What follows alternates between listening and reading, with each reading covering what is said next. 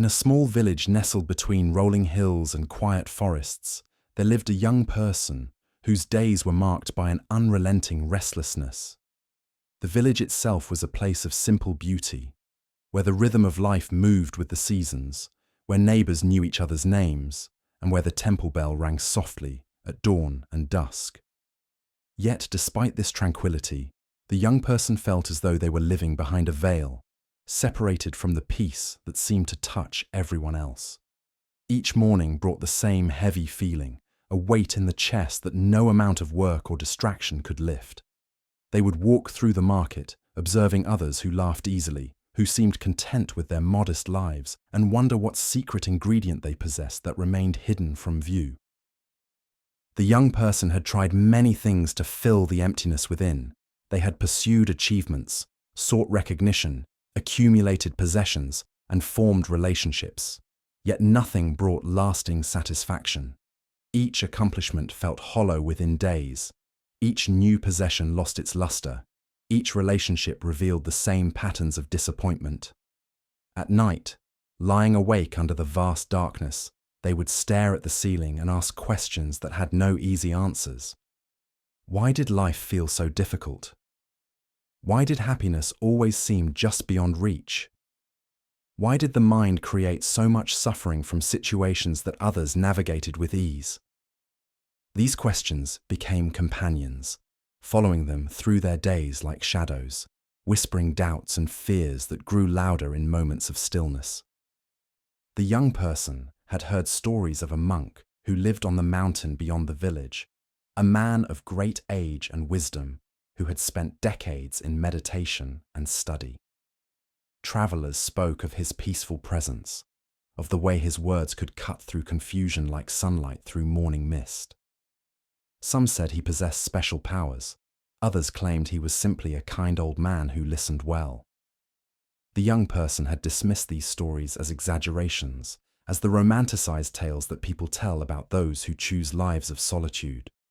But as the months passed and the inner turmoil grew more intense, as the nights became longer and the questions more pressing, the young person found their thoughts returning again and again to this mysterious monk. Perhaps, they thought, this teacher could offer some technique, some practice, some secret teaching that would finally bring the peace they sought. And so, one autumn morning when the leaves were beginning to turn gold and red, the young person decided to make the journey up the mountain. They packed a small bag with provisions, told their family they would return in a few days, and set out on the winding path that led into the forested slopes. The journey was longer and more difficult than anticipated. The path grew steep and narrow, requiring careful attention with each step. The forest around them was dense with ancient trees, whose branches formed a canopy that filtered the sunlight into shifting patterns of light and shadow. Birds called from hidden perches, and occasionally a deer would appear on the trail ahead before bounding silently into the underbrush. As they climbed higher, the air grew cooler and thinner, and the sounds of the village below faded into silence. The young person's mind, usually filled with constant chatter, began to quiet somewhat in response to the demands of the physical journey. Each step required focus, each breath became more conscious, and the ordinary concerns that usually dominated their thoughts seemed less urgent in this wild place. By late afternoon, they reached a small clearing where a simple hermitage stood, a modest wooden structure with a tiled roof, surrounded by carefully tended gardens. Smoke rose gently from a chimney, and the sound of a small stream could be heard nearby. The young person approached slowly, uncertain of the protocol for meeting such a teacher. Before they could call out, an elderly monk emerged from the hermitage, moving with a grace that seemed to contradict his apparent age. His face was deeply lined, yet his eyes were bright and clear, holding a quality of attention that made the young person feel both seen and accepted. The monk smiled gently and gestured for them to approach. Without speaking, he indicated that the young person should sit on a wooden bench near the garden, and then he disappeared briefly into the hermitage, returning with tea and simple cakes. They sat together in silence for a time, sipping tea, Watching the afternoon light move across the garden, the young person felt their prepared speech, their carefully crafted explanation of their suffering, dissolving in this unexpected peace. Finally, the monk spoke, his voice soft but clear. The monk's first words were not what the young person expected. He did not ask about their problems or invite them to explain their suffering. Instead, he said simply, "You have traveled far today. The mountain path is steep, and you must be tired. Rest here, and we will talk when you are ready." This gentle acknowledgement of their physical state, this absence of immediate inquiry into their psychological distress, created a space of ease that the young person had not felt in a long time. They realized how much tension they had been carrying, how the very act of seeking help had become another burden, another thing they had to do correctly. As the evening descended and the light softened into dusk, the monk prepared a simple meal of rice, vegetables, and soup. They ate together in companionable silence, and afterward, the monk showed the young person to a small guest room where they could sleep. The room was sparse but clean, containing only a sleeping mat, a blanket, and a small window that looked out over the valley below. That night, despite their exhaustion, the young person found sleep elusive. The silence of the mountain was profound, broken only by the occasional call of a night bird or the whisper of wind through the trees. In this silence, their thoughts seemed louder than ever, rushing through their mind in endless streams of worry and analysis. They thought about their life in the village, about all the ways they had failed to find peace, about the desperate hope that had brought them to this mountain. Morning came slowly, announced by the gradual brightening of the sky and the sound of the monk moving about the hermitage. The young person rose and found the monk in the garden, tending to plants with careful attention. The monk looked up, smiled, and invited them to join in the morning routine. Together, they worked in silence, weeding, watering, and harvesting vegetables for the day's meals. There was something deeply satisfying about this simple work, about the feeling of hands in soil, about the immediate and tangible results of each action. After the morning tasks were completed, and they had eaten a simple breakfast, the monk finally asked the young person to tell their story. Sitting together in the main room of the hermitage, with morning light streaming through the windows, the young person began to speak. They talked about their feelings of inadequacy, their constant anxiety, their sense of being fundamentally flawed or broken. They described the endless cycle of seeking and disappointment, the way nothing seemed to provide lasting satisfaction. They spoke of their fear of failure, their worry about the future, their regret about the past. The words poured out in a torrent, and the monk listened with complete attention, his face reflecting a deep compassion but no pity, understanding but no judgment. When the young person finally fell silent, exhausted by the outpouring of their suffering, the monk sat quietly for a moment, as if allowing the words to settle. Then he spoke, and his words carried a quality of certainty that came from direct experience rather than mere belief. "What you describe," the monk said, "is the common condition of human beings who have not yet awakened to their true nature. You are suffering not because there is something wrong with you, but because you have forgotten something essential, something that has always been present but has been obscured by layers of conditioning and false beliefs.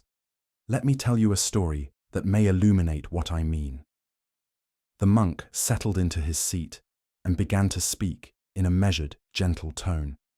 There was once a traveler who found themselves in a foreign land, far from home and without resources. They were hungry, tired, and afraid, sleeping in doorways and begging for food. This traveler carried with them a small leather pouch that had been given to them by a dying relative, but they had never opened it, assuming it contained nothing of value. For years, they lived in poverty and desperation, always one step away from complete destitution. One day, another traveler noticed the pouch and asked to examine it. Reluctantly, the poor traveler agreed. The second traveler opened the pouch and gasped in amazement, for inside was a diamond of extraordinary size and purity, worth more than a king's ransom. The poor traveller stared in disbelief at this treasure they had carried for years without knowing its value. In an instant, everything changed. They were not poor at all. They never had been. They had been carrying wealth beyond imagination the entire time, suffering needlessly because they did not recognize what they possessed. The monk paused, allowing the story to resonate in the quiet space between them. The young person felt something stir within, a faint recognition that this tale was not merely an entertaining parable, but a direct pointer to something real and immediate. The monk continued, his voice gentle but penetrating. "You are like that traveller," he said.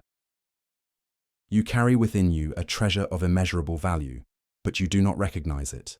You look outside yourself for peace, for happiness, for fulfillment, not realizing that what you seek is already present within you. This treasure is what we call your Buddha nature, your fundamental awareness, your true self. It is not something you need to create or acquire. It is not something you can lose or damage. It is the very ground of your being, always present, always complete, always whole."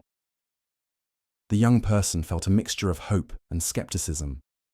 This teaching sounded beautiful, but how could it be true?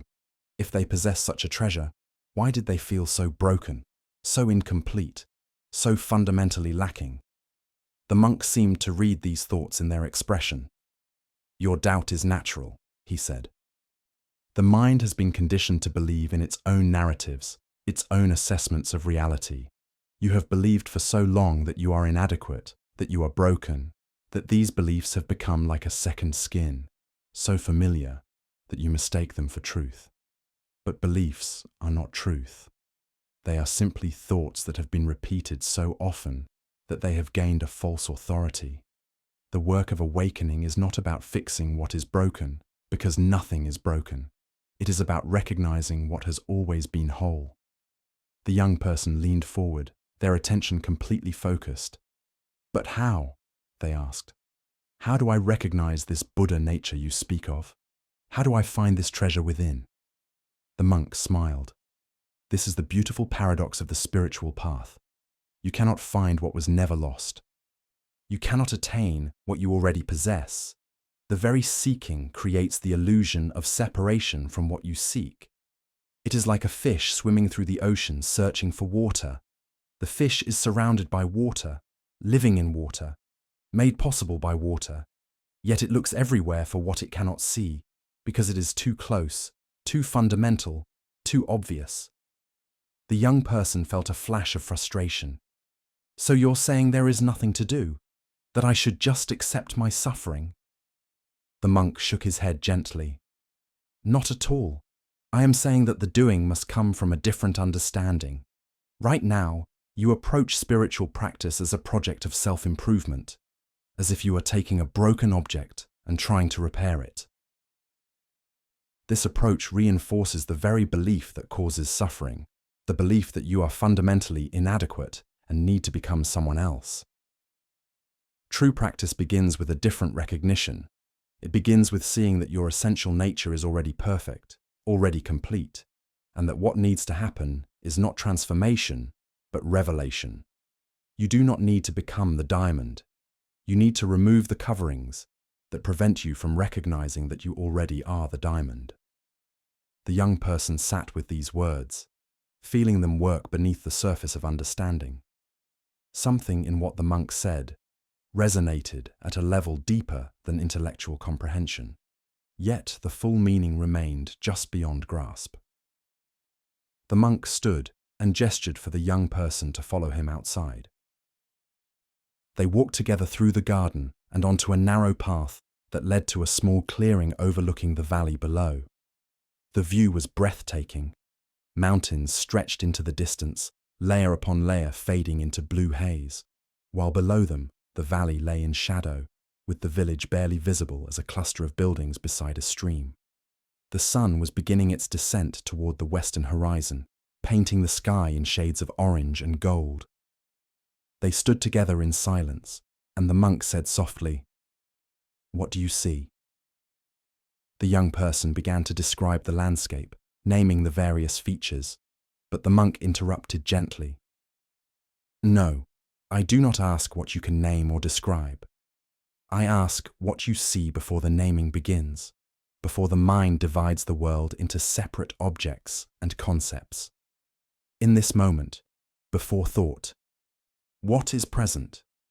The young person looked again, trying to see in the way the monk suggested.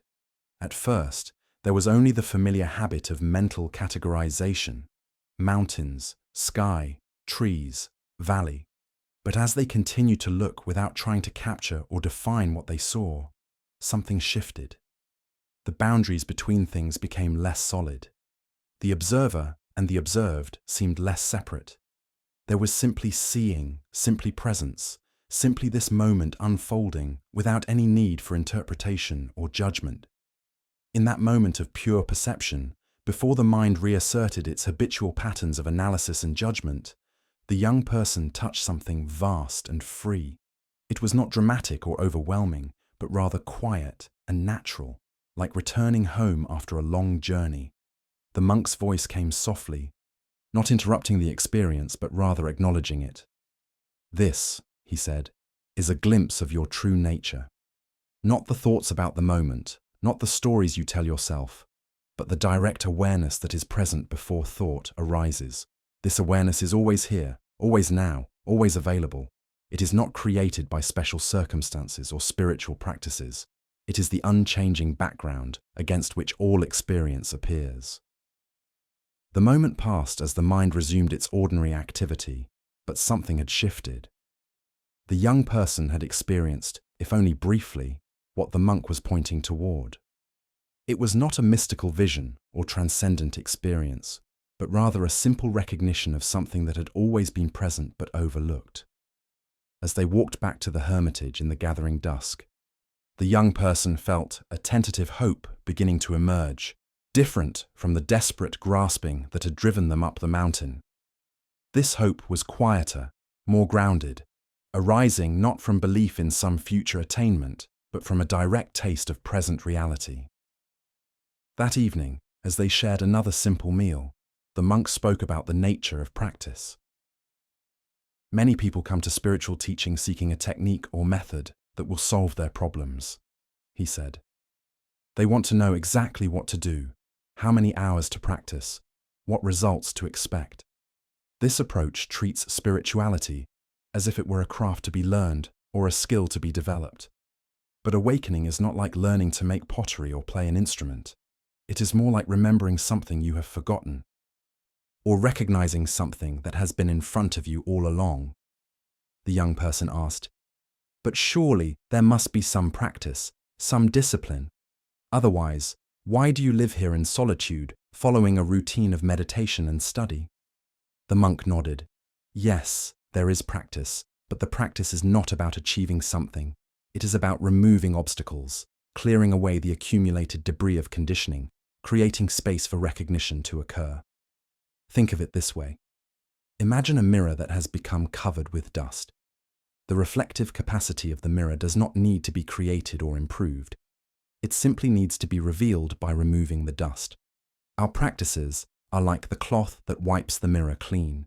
They do not add anything to what you are. They remove what obscures what you are. He continued. The fundamental practice is very simple, though not always easy. It is the practice of present moment awareness, of bringing attention to what is actually happening right now, rather than being lost in thoughts about the past or future, rather than being caught in the endless commentary that the mind generates. This practice can take many forms: sitting meditation, mindful movement, conscious work, attentive listening. The form matters less than the quality of attention brought to it. The young person felt both relieved and challenged by this teaching. Relieved because it suggested that the spiritual path was not as complicated or difficult as they had imagined. Challenged because it required something that seemed harder than following complex techniques. It required being present with whatever arose, without the escape of distraction or the comfort of familiar patterns. Over the following days, A routine established itself. Each morning began before dawn, with sitting meditation in the main room of the hermitage. The monk did not give elaborate instructions. He simply said, "Sit comfortably, keep your back straight, and bring your attention to your breath. When you notice that your mind has wandered into thoughts, gently return your attention to the breath. Do this again and again with patience and without judgment." At first, the practice was frustrating. The young person would sit down with good intentions, determined to remain focused, but within seconds the mind would wander off into fantasies, memories, plans, or worries. They would catch themselves and return to the breath, only to find themselves lost in thought again moments later. It seemed impossible to maintain awareness for more than a few seconds at a time. The monk noticed their frustration and spoke about it one morning after meditation. "You are discovering the habitual nature of mind," he said. "For years, perhaps for your entire life, your mind has been conditioned to wander, to seek stimulation, to avoid the present moment. This habit is deeply ingrained. You cannot change it through force or willpower. You change it through patient repetition, through gently bringing your attention back again and again, like training a puppy that keeps running off. Each time you notice that you have wandered and returned to presence, you are strengthening the capacity for awareness. This is the practice." The young person began to notice subtle changes as the days on the mountain accumulated.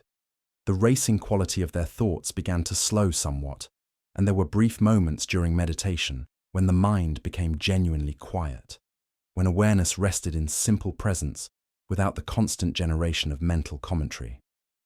These moments were fleeting, but they revealed something important.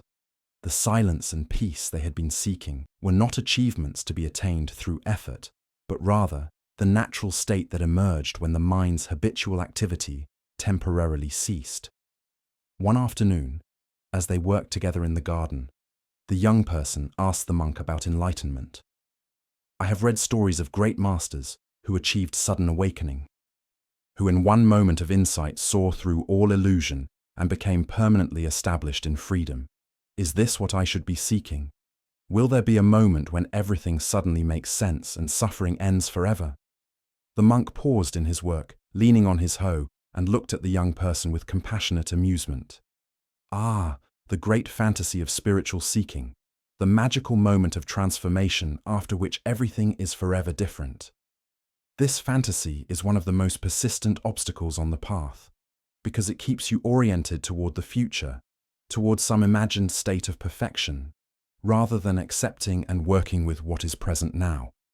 He gestured for them to sit beneath a large tree at the edge of the garden. "Let me tell you another story," he said.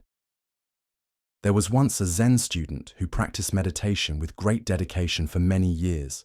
He sat for hours each day, attended intensive retreats, studied sacred texts, and asked his teacher many questions about enlightenment. One day, he approached his teacher and said, 'Master, I have been practicing diligently for 10 years. How much longer until I achieve enlightenment?' The teacher looked at him and said, 'Perhaps another 20 years. The student was shocked and disappointed. 20 years, but I am practicing so hard. What if I practice even harder, meditating twice as long each day? The teacher replied, 'In that case, perhaps 40 years. The student was confused. But that makes no sense. How could practicing more lead to a longer time to enlightenment? The teacher smiled and said, "Each moment you spend thinking about enlightenment as something to be achieved in the future, you move further from the recognition that is available right now. The issue is not how much you practice, but the quality of your understanding. As long as you approach practice as a means to an end, as a project of self-improvement, you reinforce the very sense of lack and incompleteness that causes suffering." The young person absorbed this story, feeling both the truth in it and their resistance to its implications. If enlightenment was not something to be achieved, then what was the point of practice?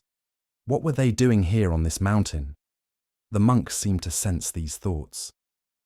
"The purpose of practice," he said, is not to arrive at some future state, but to wake up to what is true now. Every moment of genuine presence, every instance of clear seeing, every recognition of your true nature, these are not steps on a path to enlightenment. They are enlightenment itself, expressing in this particular moment. The question is not, when will I become enlightened? But rather, am I awake to this moment, or am I lost in thoughts about past and future? He continued, there is a concept in Buddhism called Buddha nature. It teaches that every being already possesses the capacity for awakening, that this capacity is not something external that must be obtained, but rather something intrinsic that must be recognized. Your Buddha nature is like space. It is always present, always available, never damaged or diminished by anything that happens within it. Thoughts, emotions, experiences arise and pass away like clouds in the sky, but the sky itself remains unchanged. Your practice is learning to identify with the sky rather than with the clouds, to recognize yourself as the unchanging awareness within which all experience appears. This teaching struck the young person deeply. They had been so identified with the content of their experience, with their thoughts, emotions, and circumstances, that they had never considered the possibility of a deeper identity, an awareness that witnessed all of this content without being affected by it. How do I find this awareness? They asked.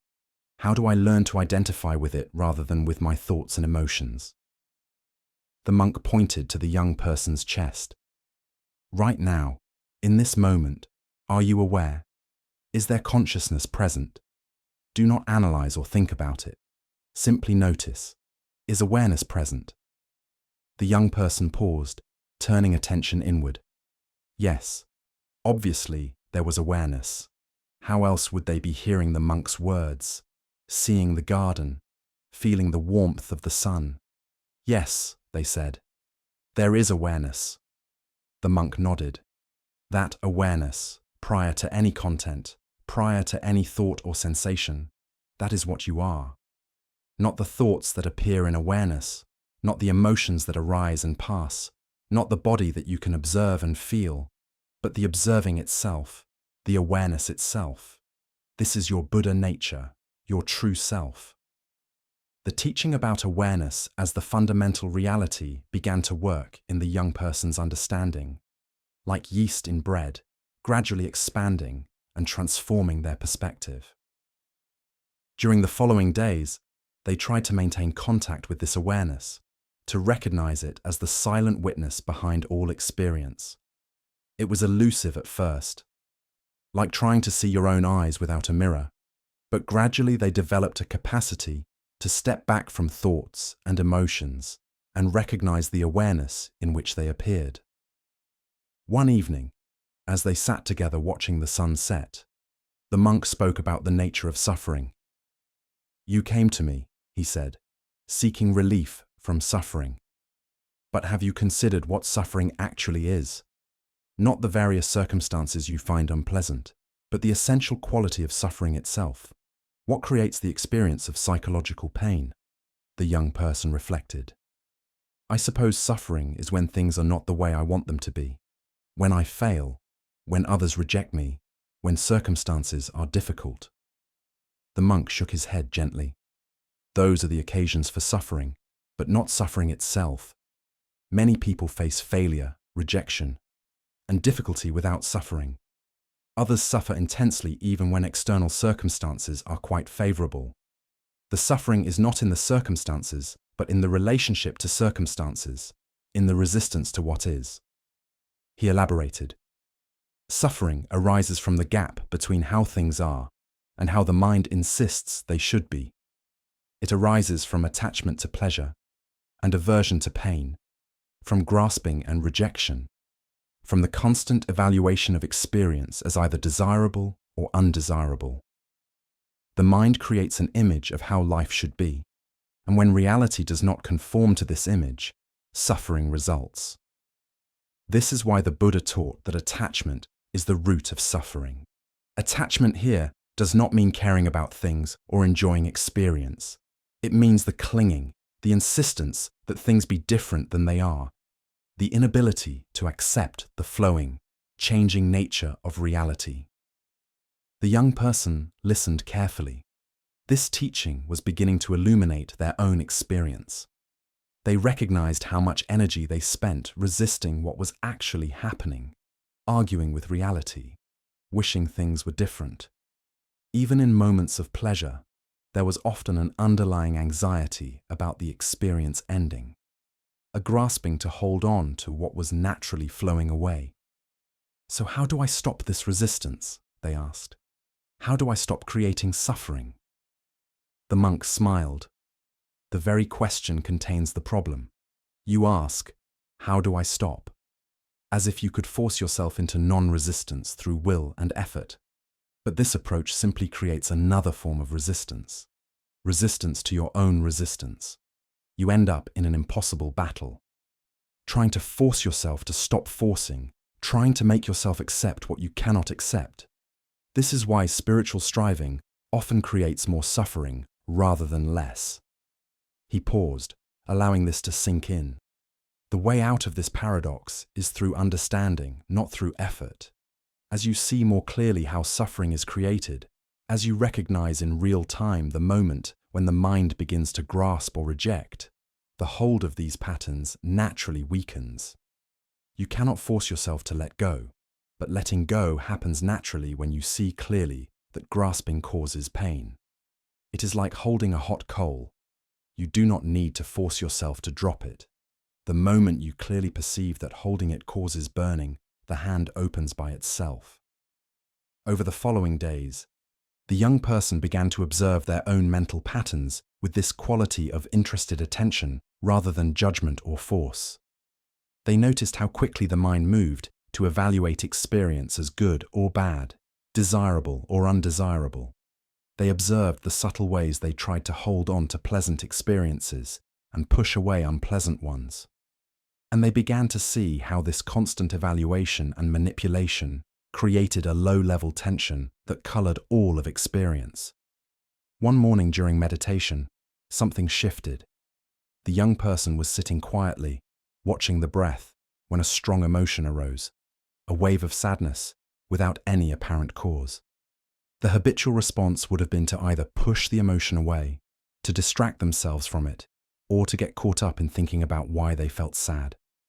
But in this moment, perhaps because of the practice of the previous days, they simply observed the sadness arising, noticed the sensations in the chest and throat, watched the thoughts that accompanied the emotion, without buying into any of it, without trying to change it. The sadness was simply allowed to be present, held in the spacious awareness that they had been learning to recognize. And something remarkable happened. Without being pushed away or grasped, without being fed by identification and story, the sadness simply moved through. It arose, peaked, and passed away, like a wave in the ocean, leaving behind a clarity and openness that felt natural and free. After meditation, the young person excitedly described this experience to the monk. He nodded, clearly pleased. "This is an important recognition," he said. "You have discovered that you are not your emotions, that you can allow them to be present without being overwhelmed by them. This is the beginning of true freedom, not freedom from emotions, but freedom within emotions. The recognition that awareness is spacious enough to hold all experience without being diminished or damaged by it." As the weeks on the mountain unfolded, the young person's understanding deepened through a combination of formal practice, work, conversation with the monk, and the simple rhythm of life in this remote place. They began to appreciate the wisdom in the monk's insistence on maintaining simple daily routines, tending the garden, preparing meals, cleaning, and maintaining the hermitage. These ordinary activities, when performed with attention and care, became a form of meditation, opportunities to practice presence and to notice the quality of mind brought to each moment. One afternoon, while washing dishes, the young person had an insight. They noticed that when the mind was fully engaged with the simple act of washing, feeling the warm water, seeing the soap bubbles, sensing the movement of hands, There was a natural contentment, a quiet joy that needed nothing added to it. But when the mind wandered into thoughts about the future or judgments about whether this task was valuable or meaningful, the experience became burdensome, something to get through rather than something to be present with. The monk, observing them from across the room, seemed to notice this recognition. "You are discovering the secret of contentment," he said. "It is not found in circumstances, but in the quality of attention." The present moment, when met directly without the filter of conceptual thought, without constant evaluation and comparison, is inherently satisfying. The restlessness and dissatisfaction you have experienced in your life is not because your circumstances were wrong, but because you were not fully present to any of them, always thinking about what was missing, what should be different, what might come next. That evening, the monk told another story. There was a Zen master who was known for his deep peace and contentment. A student came to him and said, "Master, what is the secret of your happiness? You have so little. Just a small room, simple food, old robes. You have no family, no possessions, no worldly success. Yet you seem more content than wealthy people I know who have everything. What is your secret?" The master replied, "When I sit, I sit. When I walk, I walk. When I eat, I eat. When I sleep, I sleep." The student was confused. "But master, everyone does these things. What is special about your way?" The master smiled and said, "When most people sit, they are already walking. When they walk, they are already somewhere else. When they eat, they are planning. When they sleep, they are reviewing. They are never where they are, always somewhere else in their minds. This is why they suffer. I simply do what I am doing, completely, without division. This is the secret." The young person felt both the simplicity and the profundity of this teaching. It pointed to something so basic, so obvious, yet so consistently missed in ordinary life. The constant flight from the present moment, the endless seeking for something better somewhere else, was the very thing that prevented the peace and contentment that was available right now. As their time on the mountain extended, the young person began to notice changes, not just in their understanding, but in their direct experience. The racing quality of mind that had characterized their life in the village began to settle. There were longer periods of genuine calm, moments when the mental commentary simply ceased, and there was only direct experience, the sound of wind, the sight of clouds moving across the sky, the sensation of breath, the taste of food.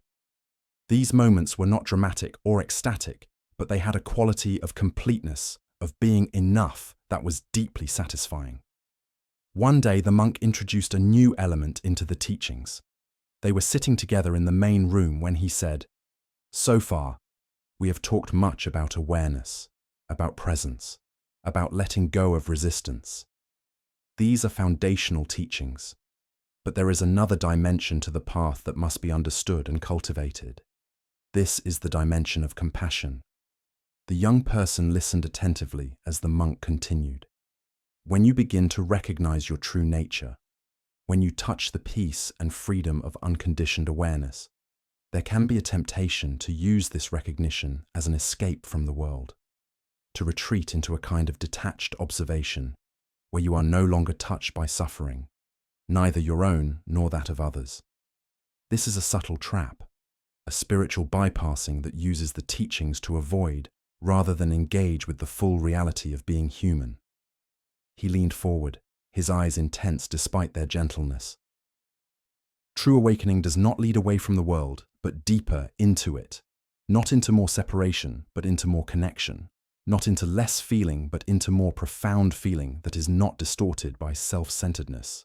As you recognize that your essential nature is not separate from others, that the awareness looking through your eyes is the same awareness looking through all eyes, compassion arises naturally. You begin to see that the suffering of others is not fundamentally different from your own, that all beings are seeking happiness and trying to avoid pain, using whatever understanding and means they have available. The monk stood and walked to the window, looking out over the valley. There is a teaching in Buddhism about the Bodhisattva, the awakening being who vows to work for the liberation of all beings before entering final nirvana.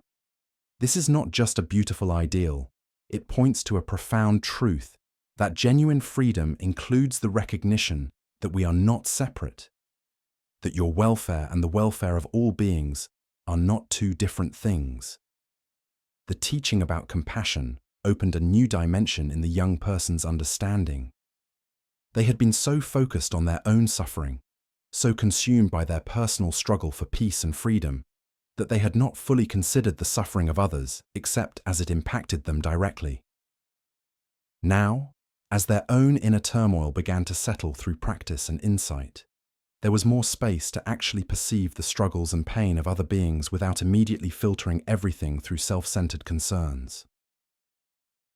The monk sensed that this teaching was taking root and decided to develop it further.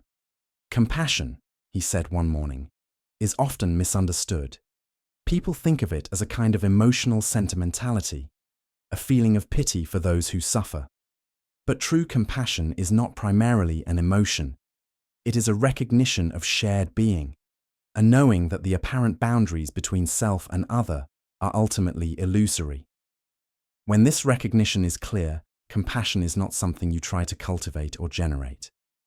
It simply flows naturally, like water finding its level. He poured tea as he spoke, the simple action somehow illustrating his words. Think of it this way.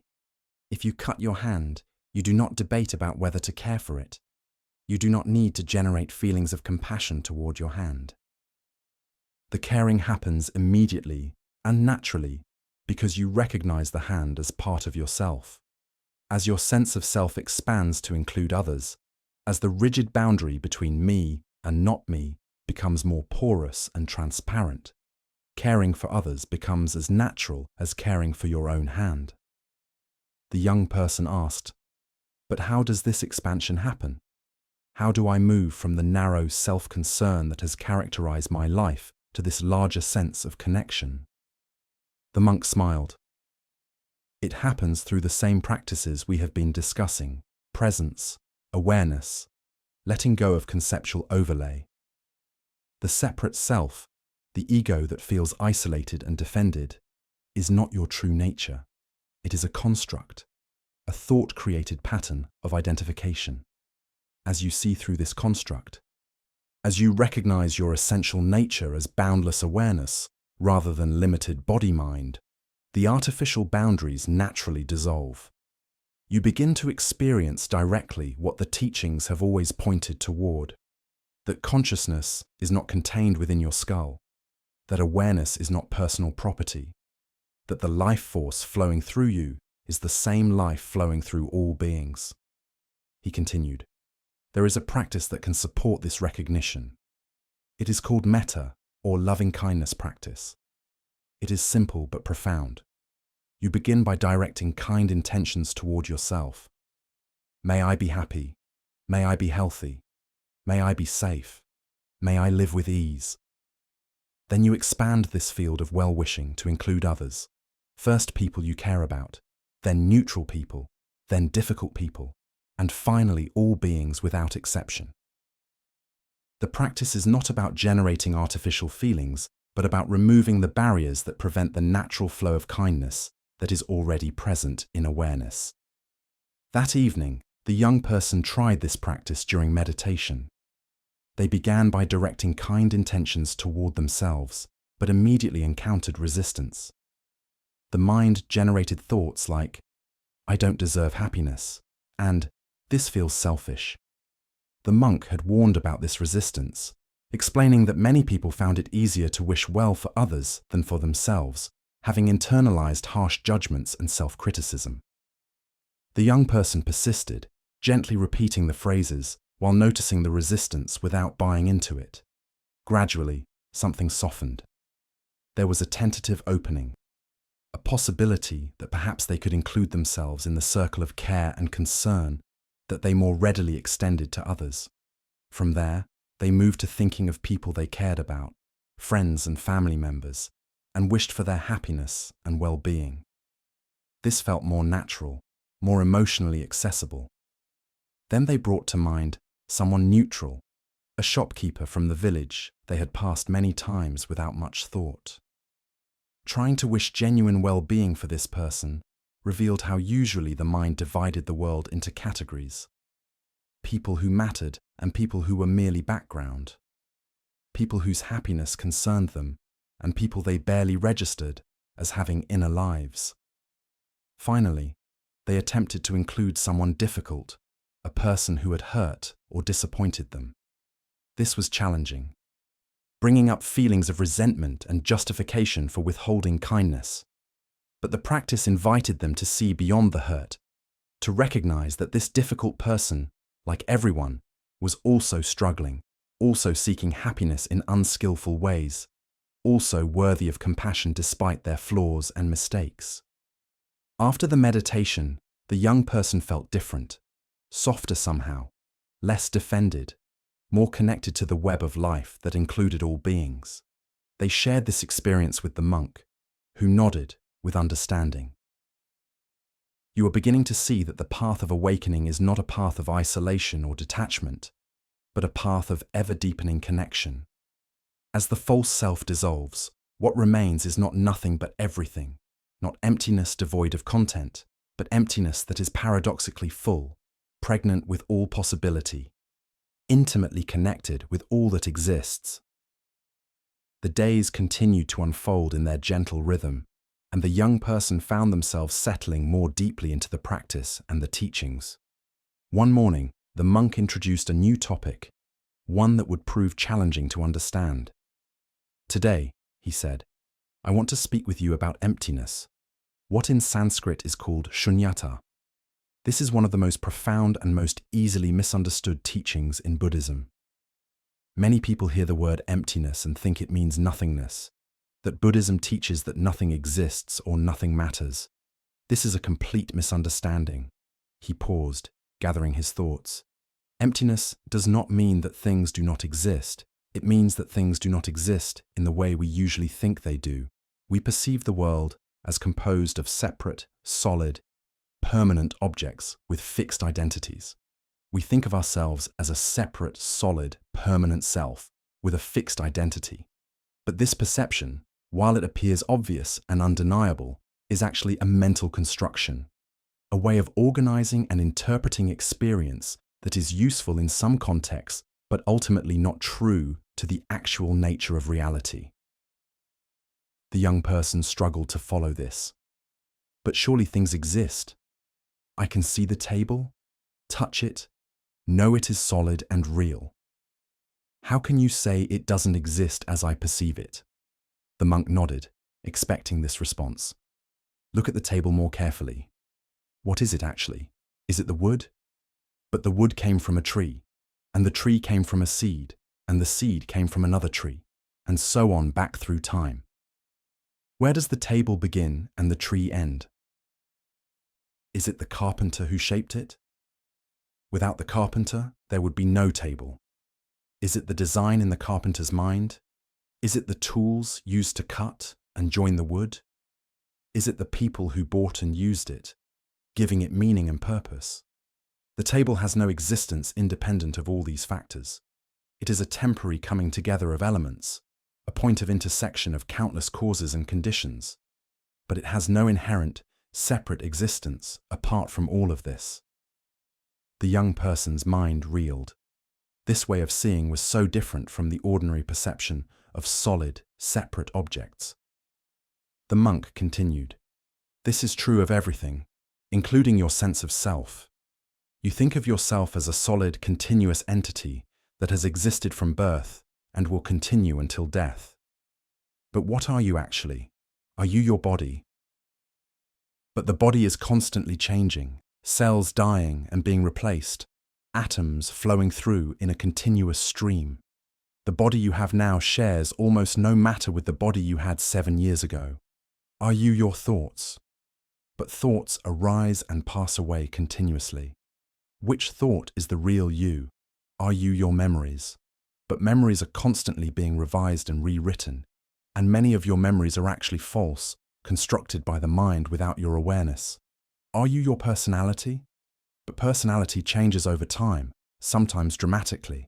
The child you were, the adult you are now, the elder you will become, which is the real you? This questioning was deeply unsettling. The young person felt the ground of ordinary understanding begin to shake. If they were not their body, not their thoughts, not their memories, not their personality, then what were they? The monk saw the disturbance this teaching was causing and spoke gently. Do not be frightened by this inquiry. The dissolution of the solid sense of self is not a loss, but a liberation. What dies is not you, but only a false idea of you. What remains is something vast and free, not limited by the boundaries of a separate self. He stood and gestured for the young person to follow him outside. They walked in silence through the forest, the monk occasionally pointing to various things, a flower, a bird, a stone, without speaking.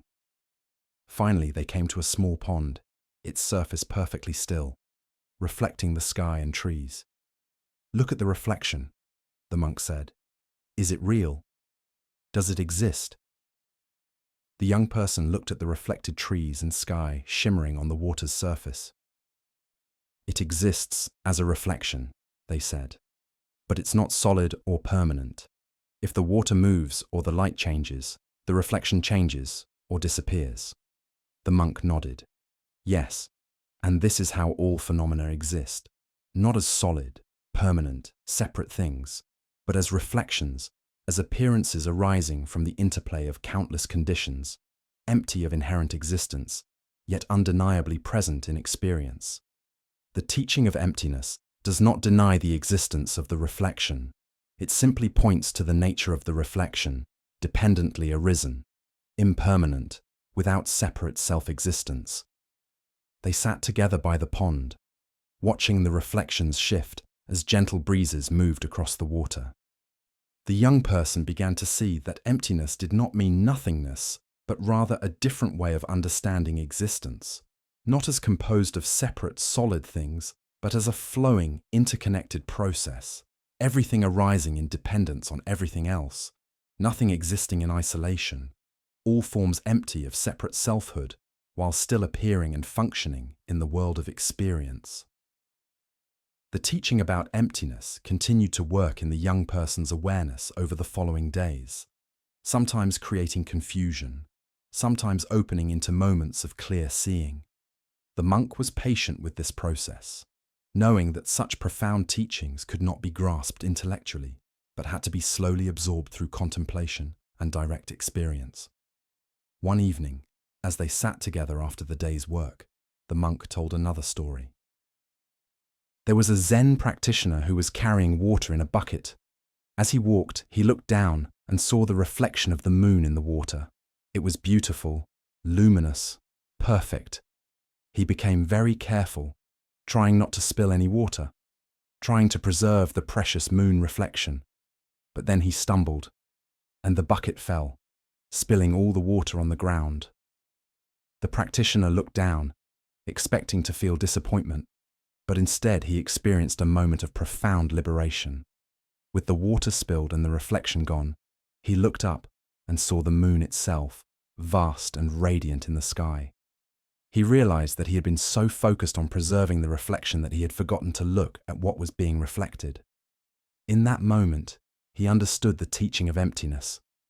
All the forms we cling to are like reflections in water, beautiful but insubstantial. And when we lose our grip on these reflections, we discover what was there all along, the vast radiance of true nature. The young person felt something resonate deeply with this story.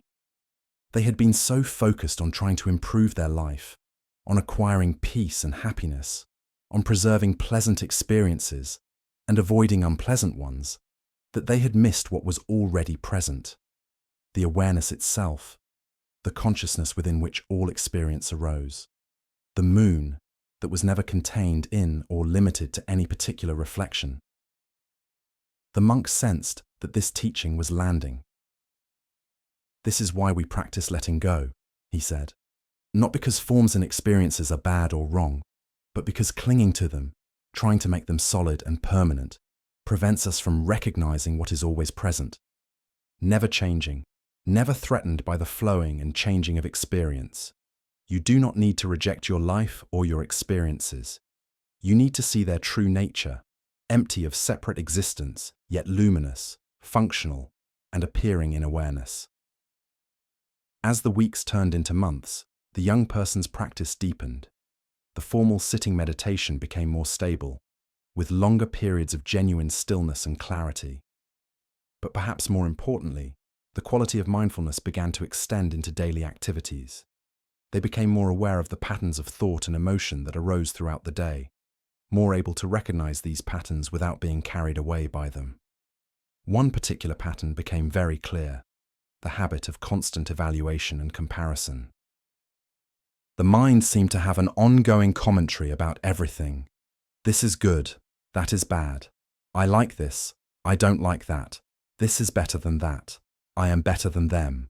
I am worse than them. This constant judging and measuring created a pervasive sense of unease, a feeling that nothing was ever quite right as it was, that everything needed to be improved, changed, or different. The young person brought this observation to the monk, who smiled with recognition. Yes, this is one of the most deeply ingrained habits of the unexamined mind, the constant evaluation of experience. The mind has been conditioned to believe that its job is to judge and categorize everything, to maintain a constant sense of control through this evaluative process. But this habit is exhausting and ultimately futile. The judgments do not change reality. They only color your experience of reality, adding an unnecessary layer of suffering to what is already present. He continued, "The practice is not to force yourself to stop judging. That would just be another form of judgment, but to become aware of the judging as it happens, to see it clearly as a mental habit rather than truth, and to rest in the awareness that is prior to judgment. When you see a beautiful sunset before the mind says beautiful, there is a moment of direct perception, of immediate experience before it is labeled and categorized. Learning to rest in that preconceptual awareness, even briefly, begins to free you from the tyranny of constant evaluation." The young person tried to practice this awareness of preconceptual perception. It was subtle and challenging, requiring a very precise attention to catch the gap between experience and thought, between seeing and labeling. But occasionally they would glimpse it, a moment of pure perception before the mind's interpretive machinery kicked in, before the experience was packaged into concepts and judgments. These moments had a quality of freshness and immediacy that was lost once thinking began. One day, something shifted more fundamentally. The young person was sweeping the floor of the hermitage, engaged in this simple, repetitive task, when suddenly the sense of being a separate self doing the sweeping dropped away. There was just sweeping happening, just movement and sensation and awareness, but no separate I at the center of it all. It lasted only a moment before the familiar sense of self reasserted itself. But in that moment, there was a taste of what the teachings had been pointing toward, the possibility of functioning, of living, of engaging with life without the constant burden of self-consciousness, without the heavy sense of a separate self that needed to be protected, improved, and defended. The experience of selfless sweeping marked a turning point in the young person's practice. It was brief, barely a few seconds, but it revealed something that words and concepts could not fully convey: the actual possibility of experiencing life without the constant filter of self-centeredness. When they described this experience to the monk, his eyes lit up with genuine pleasure. "This is a significant moment," he said. "You have touched directly what we have been discussing conceptually.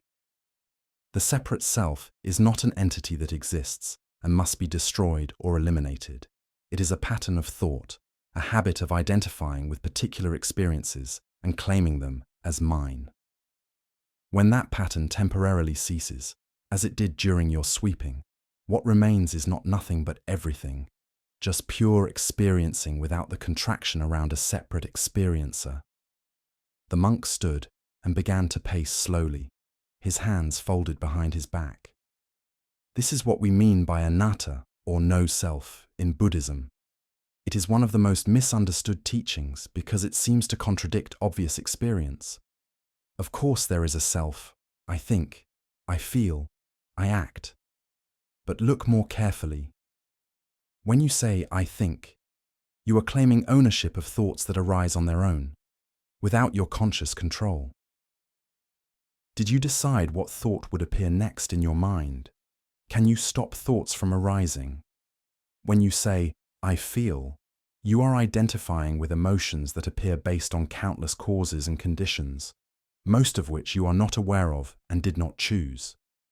The sense of being a separate self that owns and controls experience is itself just another experience arising in awareness, not the fundamental truth of what you are.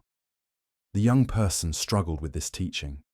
But if there is no self, who is practicing? Who is seeking awakening? Who will be liberated? The monk smiled, recognizing the ancient question. This is the paradox that has confused seekers for millennia. There must be enough sense of personal agency to motivate practice, to make effort, to maintain discipline. Yet the ultimate realization reveals that the separate self you were trying to improve or enlighten was itself part of the illusion. Here is the key. You use the sense of self as a tool for practice, while simultaneously investigating its nature and seeing through its apparent solidity. It is like using a thorn to remove another thorn, and then discarding both thorns. You use the apparent self to investigate the nature of self, and in the process of investigation, both the investigator and the investigated are seen through. He sat down again, his voice becoming softer, more intimate. In practical terms, this means you continue to practice, continue to live responsibly, continue to make choices and take actions, but with a growing recognition that all of this is happening within awareness. That the actor and the action are not two separate things, but aspects of one seamless process. You function as if there is a self, while knowing that the self is empty of inherent existence. This is what is meant by living in the world while not being of the world, by acting without attachment to being an actor. The teaching about no self was challenging and somewhat destabilizing, requiring the young person to question assumptions so deep they had never been examined. But it also brought a strange sense of relief. If the self was not as solid and permanent as it appeared, if it was more like a flowing process than a fixed entity, then perhaps it was not as vulnerable as it seemed. Perhaps the constant anxiety about protecting and improving this self could relax somewhat. Over the next several days, the monk introduced teachings about karma and rebirth, explaining them in a way that was free from superstition or belief, but grounded in observable cause and effect. Karma, he said, simply means action and its consequences. Every action you take, every word you speak, every thought you think has effects that ripple outward, shaping your experience and the experience of others. This is not a mystical law enforced by some cosmic judge. It is simply how reality works. Actions have consequences. He elaborated. The quality of your intentions shapes your actions, and your actions shape your experience. If you act from greed, hatred, and delusion, the consequences of those actions will generally create suffering for yourself and others. If you act from generosity, compassion, and wisdom, the consequences will generally create well-being. This is karma, not fate or predetermination, but the natural unfolding of cause and effect in the moral dimension of life. The young person asked about rebirth, a teaching that seemed difficult to accept without religious faith. The monk responded thoughtfully. Rebirth can be understood at different levels. At the most literal level, it refers to the cycle of death and rebirth that consciousness undergoes across multiple lifetimes. Whether you accept this literally depends on your experience and understanding. But rebirth can also be understood psychologically, as the constant death and rebirth of the self from moment to moment. The person you were yesterday has died, and a new person has been born today, shaped by yesterday's actions and thoughts, but not identical to yesterday's self. In this sense, rebirth is not something that happens after death, but something that is happening continuously throughout your life. He continued, the liberation that Buddhism points toward is liberation from this cycle, not by escaping life, but by seeing through the illusion that keeps the cycle going. What keeps you bound is ignorance of your true nature, the belief in a separate, permanent self that must be preserved and protected. When this ignorance is replaced by wisdom, when you recognize your nature as boundless awareness rather than limited self, the desperate clinging that drives the cycle of suffering naturally releases. As the season changed and the air grew cooler, the young person reflected on how much had shifted since their arrival at the hermitage.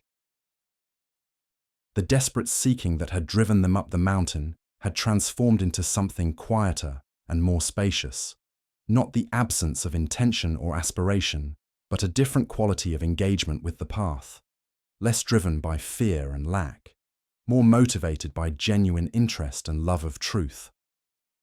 One morning, the monk spoke about the integration of practice into daily life. Many people think of spiritual practice as something separate from ordinary life, something you do in special places or at special times. They sit on the meditation cushion for an hour and then return to their habitual patterns of reactivity and unconsciousness for the rest of the day. This division between practice and life prevents genuine transformation. The ultimate aim is for your entire life to become practice, for every moment to be an opportunity for awareness and awakening. The young person asked, "But how is this possible? I cannot maintain meditation awareness while working, while talking with others, while engaging in complex activities." The monk shook his head. "You misunderstand what I mean by practice. I am not suggesting that you maintain the same quality of attention you bring to sitting meditation during all activities. That would be neither possible nor appropriate. Different situations call for different qualities of attention. What I mean is that you bring consciousness to whatever you are doing, that you remain aware of your state of mind, your intentions, your reactions. This does not require formal meditation. It requires being present, being honest with yourself, catching yourself when you fall into unconscious patterns, and gently bringing yourself back to awareness." He illustrated with an example. Suppose someone speaks to you harshly, criticizing or attacking you. The habitual unconscious response might be to immediately defend yourself, to attack back, to feel wounded and resentful. But if you have cultivated awareness, you can catch this reaction as it begins to arise. You notice the sensation in your body, the tightening in your chest, the thought patterns of defense and justification beginning to form. In that moment of noticing, you have a choice. You do not have to act out the habitual pattern. You can pause, breathe, recognize that the other person is suffering and acting from their own pain, and choose a response that is more conscious and compassionate. This is practice in daily life, not formal meditation, but aware living. The young person could see the truth and importance of this teaching. They had often noticed how they could maintain a certain clarity and peace during formal meditation, but then lose it immediately when encountering difficult situations in daily life. The monk was pointing to a way of extending the quality of awareness cultivated in meditation into all aspects of life. There is a traditional teaching about the 6 paramitas, the monk continued, which are qualities or practices that lead to awakening. They are generosity, ethical conduct, patience, energy, meditation, and wisdom. These are not separate practices, but different expressions of an awakened life. Generosity is not just about giving material things, but about offering your presence, your attention, your kindness freely. Ethical conduct is not about following rigid rules, but about living in harmony with the reality of interconnection, not causing unnecessary harm. Patience is the capacity to be present with difficulty without reactivity. Energy is the wholehearted engagement with life, not held back by doubt or hesitation. Meditation is the ongoing cultivation of awareness and concentration. Wisdom is the direct seeing of the true nature of reality. All of these work together, supporting and reinforcing each other, creating a life that is an expression of awakening rather than a search for it. Over the following days, the young person contemplated each of these qualities, seeing how they were all interconnected and how deficiency in one area affected the others. They noticed, for instance, how impatience created ethical lapses. When they were not willing to bear discomfort, they would sometimes speak harshly or act selfishly to escape the discomfort quickly. They saw how lack of energy in practice led to less wisdom, as the mind remained cloudy and unclear. They recognized how little true generosity they had embodied, how much of their giving had been motivated by expectation of return or desire for approval, rather than genuine open-heartedness. One afternoon, a visitor came to the hermitage, a wealthy merchant who had heard of the monk's wisdom and sought advice about a business dilemma. The young person observed as the monk listened carefully to the merchant's elaborate explanation of his situation, nodding occasionally, asking clarifying questions. When the merchant finally finished and asked for guidance, the monk was silent for a long moment. Then he said simply, "You already know what is right to do. The question is whether you have the courage to do it." The merchant seemed taken aback, perhaps expecting a more elaborate response. But as he sat with the monk's words, his face changed, moving through several expressions before settling into a kind of resigned acceptance. "You are right," he said finally. "I do know. I just wanted permission to avoid the difficult choice. But I cannot." After the merchant left, the young person asked the monk about the interaction. "How did you know what advice to give him? You didn't tell him specifically what to do." The monk smiled. "I did not need to tell him what to do because he already knew. His elaborate explanation of his dilemma was actually an attempt to obscure his own clarity, to create confusion where there was actually clear knowing. Most people who seek advice are not really looking for wisdom from outside. They are looking for permission to avoid what they already know they should do, or they are looking for someone else to take responsibility for a decision they do not want to own. My role was simply to reflect his own knowing back to him." This exchange taught the young person something important about wisdom. It was not primarily a matter of accumulating knowledge or learning answers to questions. It was more about clearing away the obscurations that prevented one's own innate wisdom from functioning clearly. The monk often said that everyone possessed wisdom already, that it was inherent in awareness itself, but that this wisdom was covered over by layers of conditioning, confusion, and self-deception. One evening, as they sat by the fire, the monk spoke about death. "Death is the great teacher," he said, "though most people treat it as the great enemy. They spend their lives avoiding the thought of death, pretending it will not happen, or believing that it is so far in the future that it need not concern them now. But this avoidance creates a fundamental dishonesty that distorts everything else. When you truly accept that death is inevitable and that its timing is uncertain, when you let this truth penetrate beneath intellectual acknowledgement into felt reality, everything changes. Your priorities shift, your appreciation of life deepens, and your willingness to waste time on trivial concerns diminishes." The young person felt a chill at these words. They had rarely thought about death directly. Having the young person sense that death was something that happened to old people far in the future. But the monk's words pierced through this comfortable denial. "I do not say this to frighten you," the monk continued, "but to awaken you. Imagine that you knew with certainty that you would die 1 month from now. How would you live differently? What would suddenly become important? What would you stop wasting time on? What relationships would you repair? What words would you finally speak? What experiences would you prioritize? Now ask yourself, why are you waiting? What makes you think you have more than a month? The truth is, you have no idea how much time you have. Death could come tomorrow, next week, next year, or 50 years from now. Living as if you have infinite time is a form of delusion that prevents you from fully engaging with the life you have right now." These words shook something loose in the young person.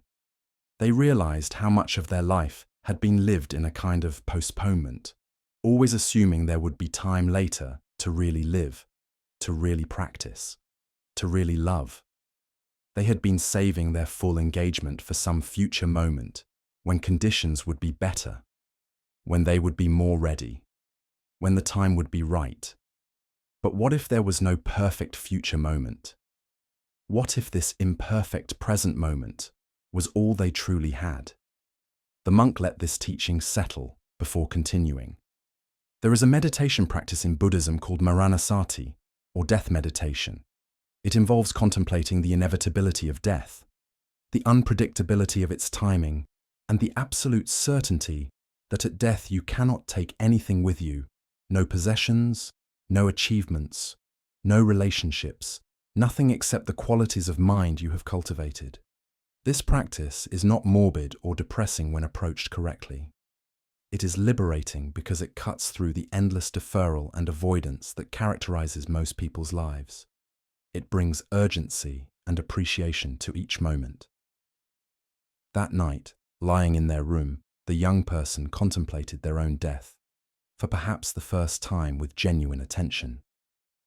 They imagined the moment when breath would cease, when consciousness would fade, when this body that seemed so solid and permanent would become cold and lifeless. The contemplation brought up fear, certainly, but also something unexpected, a profound appreciation for being alive right now, for the simple fact of breathing, of seeing, of experiencing this moment. They realized how much they had taken for granted, how much they had failed to appreciate because they were always looking ahead to the next thing, always assuming there would be more. The next morning, something had shifted in the quality of the young person's presence. There was less sense of hurry, less of the driven quality that had characterized their practice. Instead, there was a gentle intensity, a full engagement with each moment, not because they were trying to achieve something, but because this moment was what they actually had. The monk noticed this shift and nodded approvingly, but said nothing. Over the following weeks, several more teachings were offered, each one adding another facet to the young person's understanding. The monk spoke about right speech, explaining how words had power to harm or heal, to create clarity or confusion. He taught about the importance of honesty, not just in the obvious sense of not lying, but in the deeper sense of being truthful about your actual experience, your actual understanding, your actual state of mind. He spoke about the danger of spiritual pretension, of claiming understanding you did not have, of adopting the appearance of wisdom without the substance. The teaching about honesty struck particularly deep. The young person began to notice how often they had been dishonest, not necessarily in obvious lies, but in subtle misrepresentations of their experience. They would claim to understand teachings they did not really understand. They would pretend to be more peaceful or more advanced than they actually were. They would hide their doubts and struggles, maintaining an image of being a good practitioner. The monk addressed this directly one day. The spiritual path requires radical honesty, he said. You must be willing to see yourself clearly, including all the parts you would prefer to hide or deny. This is not about self-judgment or self-criticism. It is about accuracy, about seeing what is actually true rather than what you wish were true or what you think should be true. Most people construct an idealized self-image and then spend enormous energy trying to defend and maintain this image. But this image is a prison that prevents genuine development. He continued, when you can be honest about where you actually are, acknowledging your confusion, your doubts, your reactive patterns, your limitations, then you can work with what is actually present rather than what you pretend is present. This honesty is deeply liberating. You no longer have to maintain exhausting pretenses. You can simply be as you are, neither inflating yourself nor denigrating yourself, just acknowledging the truth of your current experience. The young person took this teaching to heart and began to practice a more ruthless honesty with themselves. When they noticed judgment arising, they acknowledged it rather than pretending to be non-judgmental. When they felt angry or afraid, they admitted it rather than covering it with spiritual platitudes. When they did not understand something, They said so rather than nodding sagely. This honesty was uncomfortable at first, feeling like exposure of inadequacy. But gradually it became liberating, creating a solid ground of truth from which genuine development could occur. One day, the monk introduced the concept of the middle way, one of the Buddha's central teachings. The Buddha taught that the path to awakening lies between the extremes of self-indulgence and self-mortification. This teaching has many levels of meaning. At the most obvious level, it means that you do not need to torture yourself or engage in extreme ascetic practices to awaken, but neither should you simply indulge every impulse and desire. But at a deeper level, it points to a balanced relationship with all aspects of experience, neither grasping at pleasure nor fleeing from pain, neither inflating the ego nor trying to destroy it, neither losing yourself in the world nor withdrawing from it completely. He elaborated. Many people swing between extremes in their practice. They practice intensely for a time, full of enthusiasm and determination, but then they burn out and swing to the other extreme of complete laziness and indulgence. Or they are very strict and disciplined, but this strictness becomes rigid and joyless, another form of suffering. The middle way suggests a sustainable, balanced approach, consistent but not rigid, dedicated but not driven, sincere but not grim. The young person recognized this pattern in their own practice. They had come to the mountain in a state of desperate seeking, ready to do whatever it took, to make any sacrifice, to practice with extreme intensity. But the monk's teaching and the gentle routine of life at the hermitage had gradually introduced them to a different way. Steady, consistent, thorough but not frantic, serious but not heavy. As winter approached and the air grew colder, the rhythm of life at the hermitage adjusted. More time was spent indoors, and the monk used the long evenings to tell stories of great teachers and practitioners from the past. These stories were not just entertainment, but teaching tools, each one illustrating some aspect of the path or some quality of awakened being. There was the story of Milarepa, who spent years living in caves, practicing with such intensity that his skin turned green from eating only nettles. There was the story of Dogen, who emphasized just sitting, without goal or attainment, simply being present with what is. There was the story of Bodhidharma, who sat facing a wall for 9 years, deepening into stillness until realization bloomed. There were stories of contemporary teachers, ordinary people who had awakened to their true nature through various means, some through intense practice, others through sudden shock, others through the gradual wearing away of delusion through consistent awareness. Each story revealed something about the many forms the path could take, the various ways that human beings could wake up from the dream of separation. The young person absorbed these stories, seeing in them both inspiration and teaching. What struck them most was the diversity of paths and practices, the recognition that there was no single right way but many ways, each suited to different temperaments and circumstances. This was liberating because it freed them from the anxiety of making sure they were doing it exactly right. There was a rightness that was unique to each person's path, discovered not by following external formulas, but by paying attention to what actually worked, what actually brought clarity and freedom. One particularly cold evening, as snow began to fall outside, the monk spoke about joy. One of the misconceptions about the spiritual path is that it is grim and serious, all about discipline and renunciation and giving up pleasure. While it is true that the path requires discipline and involves letting go of certain forms of grasping, the ultimate fruit of practice is not more suffering, but less, not less joy, but more. The joy that comes from awakening is not dependent on external circumstances. It is the natural radiance of awareness when it is not constricted by fear and grasping. The teaching about joy opened up a dimension of practice that the young person had not fully considered. They had approached the spiritual path primarily as a way to escape suffering, to find relief from the anxiety and dissatisfaction that had plagued them. But the monk was pointing to something more positive, not just the absence of suffering, but the presence of genuine well-being, a joy that was intrinsic to awakened consciousness. Think about the times when you have been truly happy, the monk said.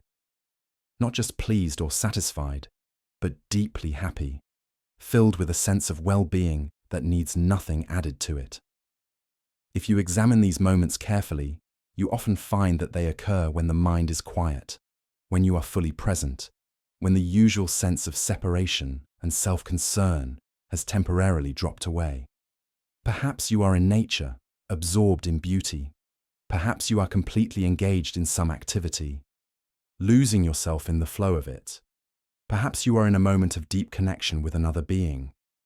What all these moments have in common is the absence of the contracted, defended, separate self and its constant concerns. The young person reflected on this and recognized its truth.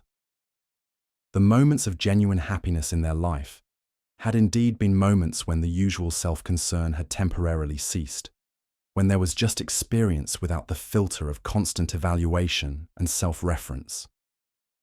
This is the great paradox, the monk continued. The self you spend so much energy protecting and promoting is actually the main obstacle to the happiness you seek. The freedom and joy you long for are found not in strengthening and satisfying this self, but in seeing through it, in recognizing its insubstantial, constructed nature. When the rigid boundaries of self soften and become transparent, when you recognize your nature as boundless awareness rather than limited body-mind, what emerges naturally is joy, love, and compassion, not as achievements, but as your fundamental nature finally allowed to express itself. As the winter deepened, the practice at the hermitage became more intensive. The days were shorter, the nights longer, and there was more time for sitting meditation. The young person found that their practice had gained a certain momentum, a continuity that made it easier to settle into awareness. What had been difficult and strained in the early days now felt more natural, more accessible. But new challenges also emerged. There were periods of doubt, times when the whole enterprise seemed pointless or delusional. There were periods of dullness, when the mind became foggy and unclear and practice felt mechanical. There were periods of restlessness, when sitting still felt unbearable and the mind generated endless reasons why they should be doing something else. The monk addressed each of these challenges with patient guidance. For doubt, he suggested examining its nature rather than trying to suppress it. What is doubt? Where does it come from? Is the doubting mind any more reliable than the believing mind? For dullness, he recommended more walking meditation, clearer attention to posture, and sometimes just accepting the dullness as part of the practice rather than fighting against it. For restlessness, he taught how to work with the energy rather than against it, channeling it into more focused attention or physical activity before returning to stillness. One breakthrough came during a particularly difficult period of practice. The young person had been sitting in meditation, struggling with intense restlessness and agitation, when suddenly they stopped fighting against it and simply allowed the restlessness to be present. They brought attention to the sensations of restlessness in the body, the jittery energy, the urge to move, the mental agitation. Without trying to change or suppress these sensations, simply observing them with interested attention, something remarkable happened. The restlessness, when met with this quality of allowing awareness, began to transform. It was still present, but it no longer felt like a problem to be solved. The relationship to the restlessness had changed, and in that change, there was a kind of peace, even in the midst of agitation. When the young person described this experience to the monk, he smiled broadly. "This is a crucial understanding," he said. "The freedom we seek is not found in having only pleasant experiences and never having unpleasant ones. It is found in a different relationship to all experience, a capacity to be present with whatever arises without being overwhelmed by it, without needing to fight against it or grasp after it. This is what we mean by equanimity, Not indifference, but a kind of balanced, open awareness that can hold all experience without being thrown off center. He elaborated, most people spend their lives in a constant battle with their own experience, trying to have more of what they like and less of what they don't like.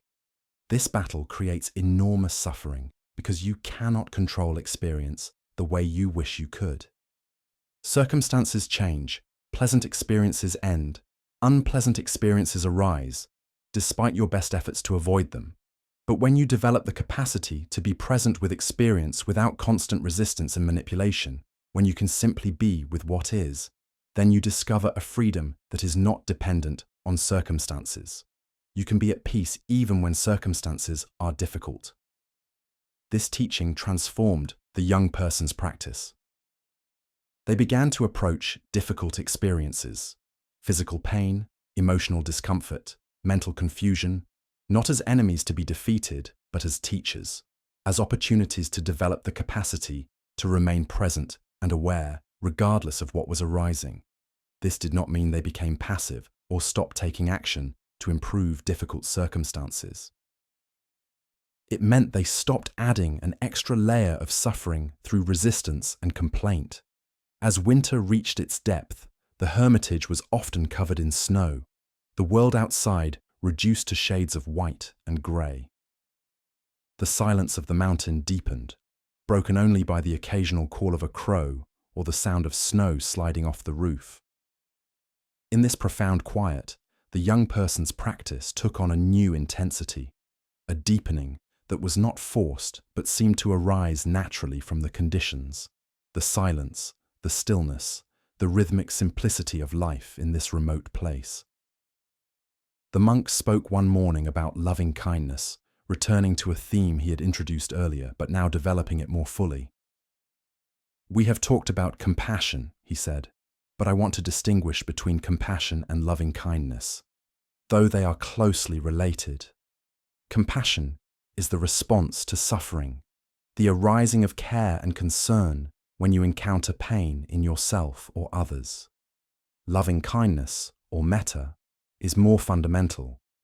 It is the basic attitude of goodwill and friendliness toward all beings, independent of whether they are currently suffering or not. It is the recognition that all beings want to be happy and want to avoid suffering, and the genuine wish that they succeed in this aspiration. He continued, loving kindness is not the same as emotional love or affection, which are usually selective and conditional. You feel love for people who please you, who meet your needs, who are kind to you. But loving kindness is unconditional. It extends to all beings regardless of whether you like them, regardless of whether they have treated you well or badly. This may sound impossible or even undesirable. Why should you wish well for people who harm you? But loving kindness is not about approving of harmful behavior. It is about recognizing the shared nature of all beings. We all want happiness. We all suffer. We're all struggling with the human condition. To hold animosity and ill will toward others, even those who have harmed you, creates suffering in yourself. Loving kindness is a gift you give yourself as much as a gift you give to others. The young person practiced the loving kindness meditation with renewed dedication, working consciously with the resistances that arose. It was relatively easy to wish well for people they liked, more challenging with neutral people, and quite difficult with people they found difficult or who had hurt them. But the monk encouraged them to persist gently, not forcing or pretending, but gradually softening the heart's boundaries, expanding the circle of care. Notice what happens when you hold someone in mind with genuine goodwill, the monk said. Even if you cannot generate warm feelings toward them, simply holding the intention, may this person be happy, may they be free from suffering, begins to shift something. The bitterness and resentment that you may have been carrying starts to lose its charge. This is not about condoning harmful actions or making yourself vulnerable to abuse. It is about freeing yourself from the poison of hatred and animosity, which harms you more than it harms the person toward whom it is directed. One afternoon, a difficult situation arose that tested the young person's practice. a group of hunters came up the mountain, tracking a deer. They were loud and aggressive, disturbing the tranquil atmosphere of the hermitage. One of them saw the monk and the young person and made disparaging comments about people who wasted their lives in prayer and meditation instead of doing real work. The young person felt anger rising, felt defensive and indignant, but they noticed the anger, recognized it as it arose, and instead of acting from it immediately, they paused. In that pause, they remembered the teachings about loving kindness, about seeing the suffering in others that drives their unskillful behavior. They saw that the hunter was expressing his own insecurity, his own confusion about meaning and value. This recognition did not make the hunter's rudeness okay, but it changed the young person's internal response. Instead of anger, there was something closer to compassion, mixed with a kind of sadness that people could be so lost, so defended, so unable to see beyond their own narrow perspectives. The monk handled the situation with remarkable grace, neither defensive nor aggressive, simply acknowledging the hunter's presence and offering them water, which they accepted somewhat sheepishly before moving on. After they left, the monk said, "You were tested just now. I saw you catch yourself, saw you choose a response rather than simply reacting. This is the fruit of practice, not that you never feel anger or other difficult emotions, but that you have space around them, that you can choose wisely, rather than being driven by every emotional wind that blows."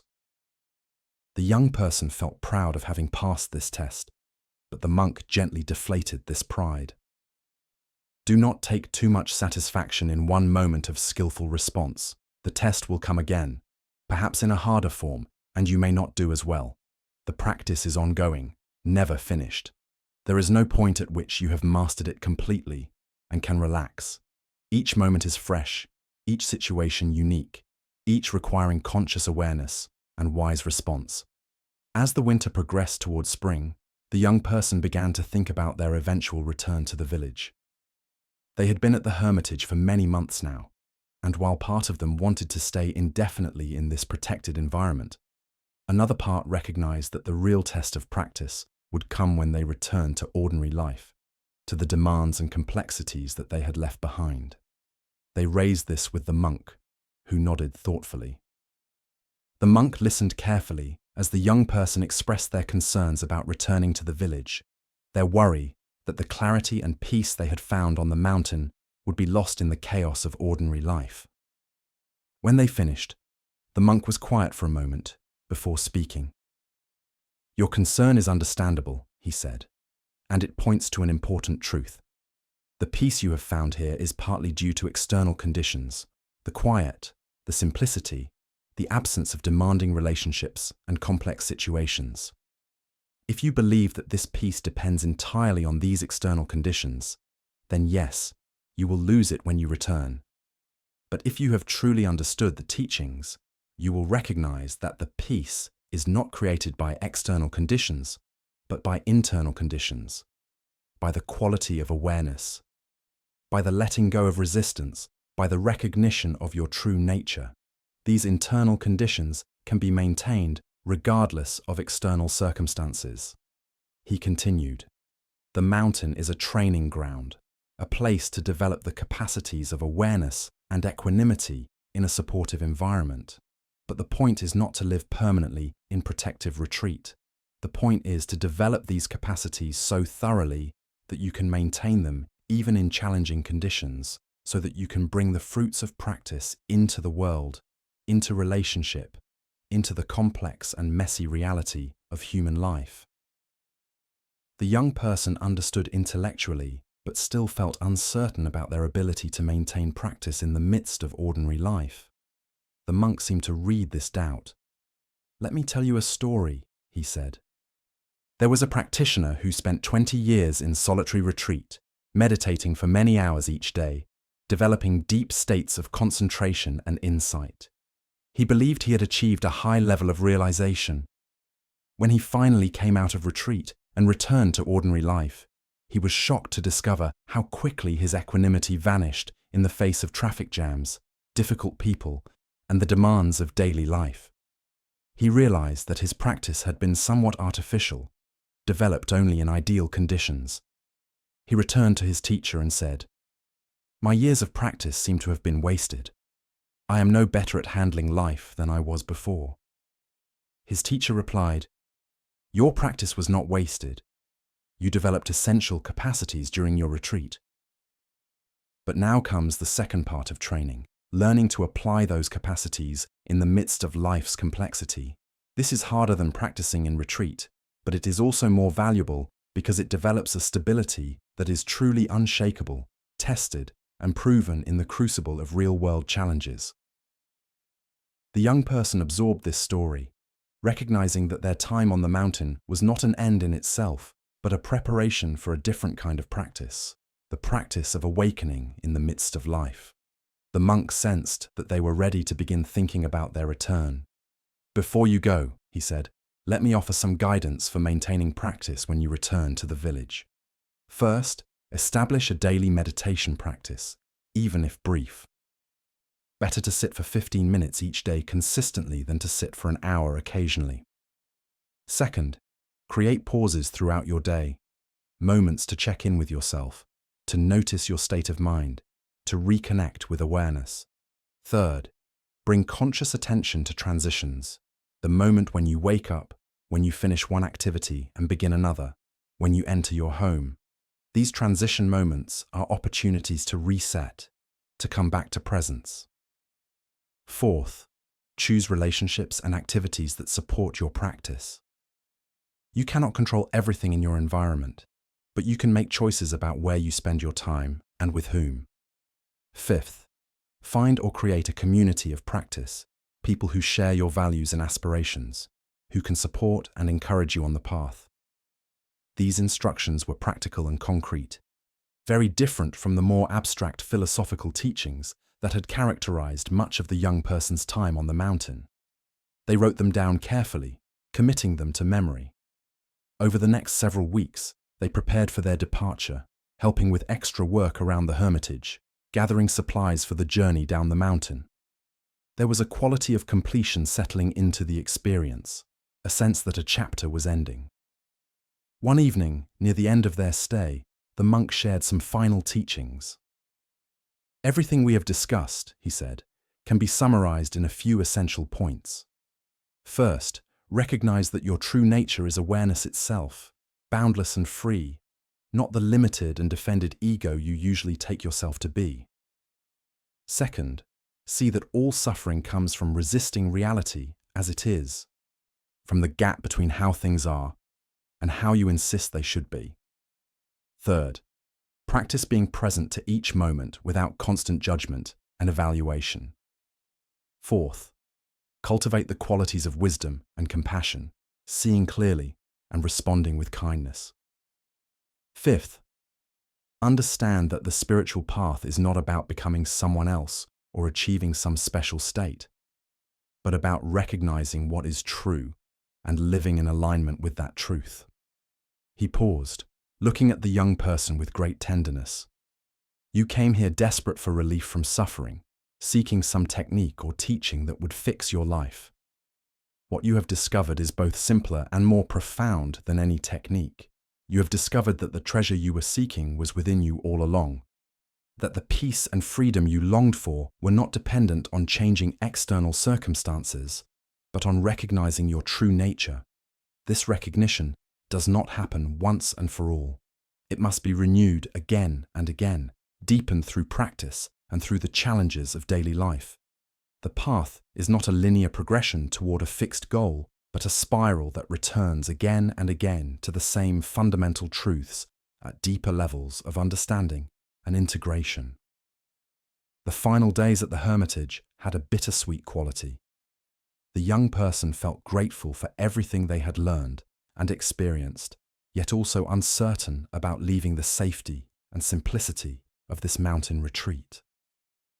The monk continued to offer teachings, but they had a different flavor now, more focused on practical application, more concerned with how to live an awakened life in the midst of worldly activity.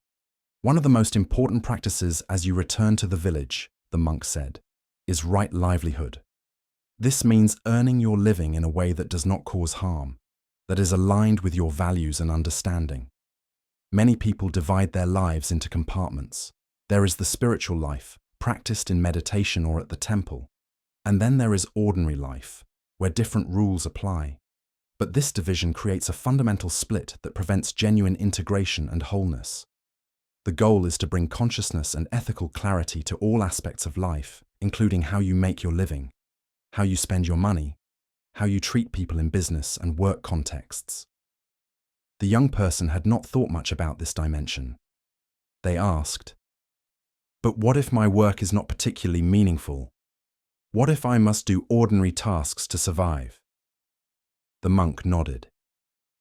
The meaning is not inherent in the tasks themselves, but in the quality of attention and care you bring to them. Any honest work, done with awareness and dedication, can be a form of practice. The key is to avoid work that directly causes harm, that exploits others, that damages the environment, that promotes delusion or addiction.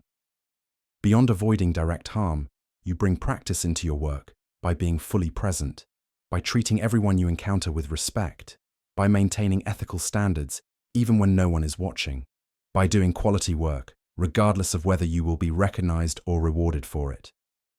He continued, "There is also the question of how much you need materially. The culture of your village, like many places in the modern world, promotes endless consumption, the belief that happiness comes from acquiring more things, newer things, better things. But you have lived simply here and discovered that happiness does not require elaborate possessions or constant stimulation. As you return, be conscious of the pressures to consume, to accumulate, to keep up with others. Ask yourself what you actually need versus what you have been conditioned to want. Simplicity is not poverty or deprivation. It is the freedom that comes from not being enslaved to possessions, from not having your sense of worth and happiness dependent on material accumulation." These teachings about right livelihood and simplicity struck the young person as particularly important. They recognized how much they had been caught in the endless cycle of earning and spending, working to buy things they did not really need, always feeling slightly behind, always comparing their possessions and status to others. The monk's words pointed to a different possibility, a life of sufficiency, of having enough, of not being driven by constant craving for more. On what would be one of the last evenings together, the monk spoke about relationships. "Human beings are relational creatures," he said. "We do not exist in isolation, but in a web of connections, family, friends, community. These relationships are perhaps the greatest source of both joy and suffering in human life.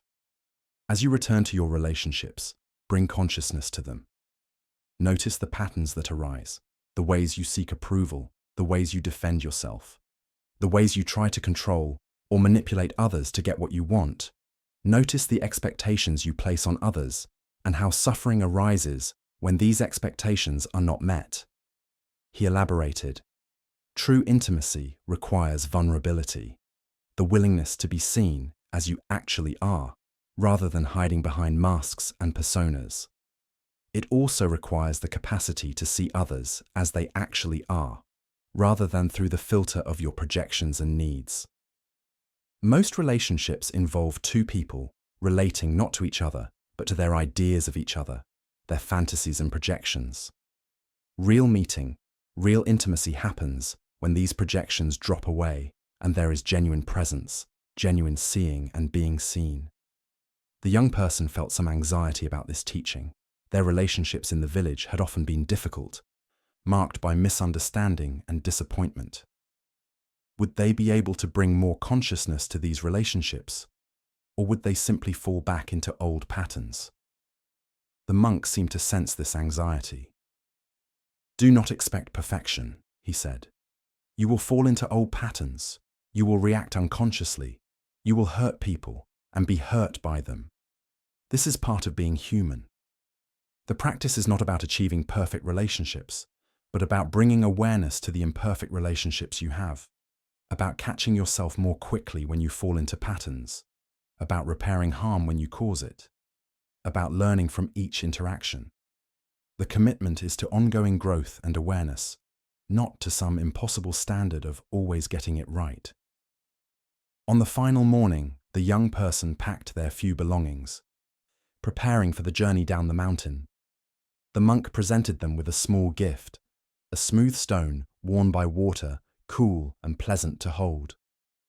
"Keep this with you," he said. "When you touch it, remember what you have learned here.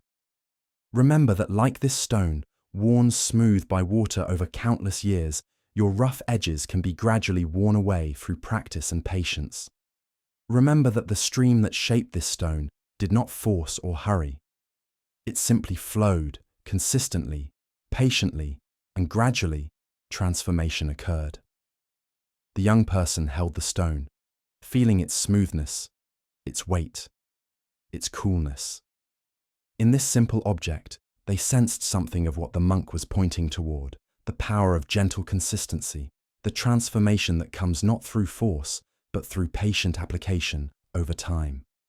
They bowed deeply to the monk, words inadequate to express their gratitude for everything they had received during their stay on the mountain. The monk returned the bow, and then spoke his final words of guidance. "Remember that the path is not about transcending your humanity, but about fully inhabiting it, not about escaping from difficulty, but about meeting difficulty with awareness and compassion.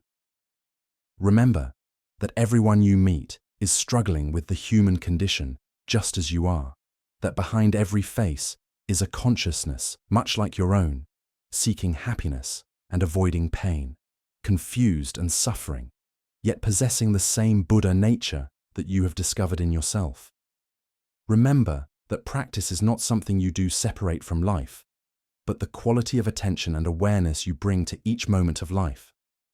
Remember that you are never separate from your true nature, that the awareness you have touched here is always available, always present, never more than one conscious breath away."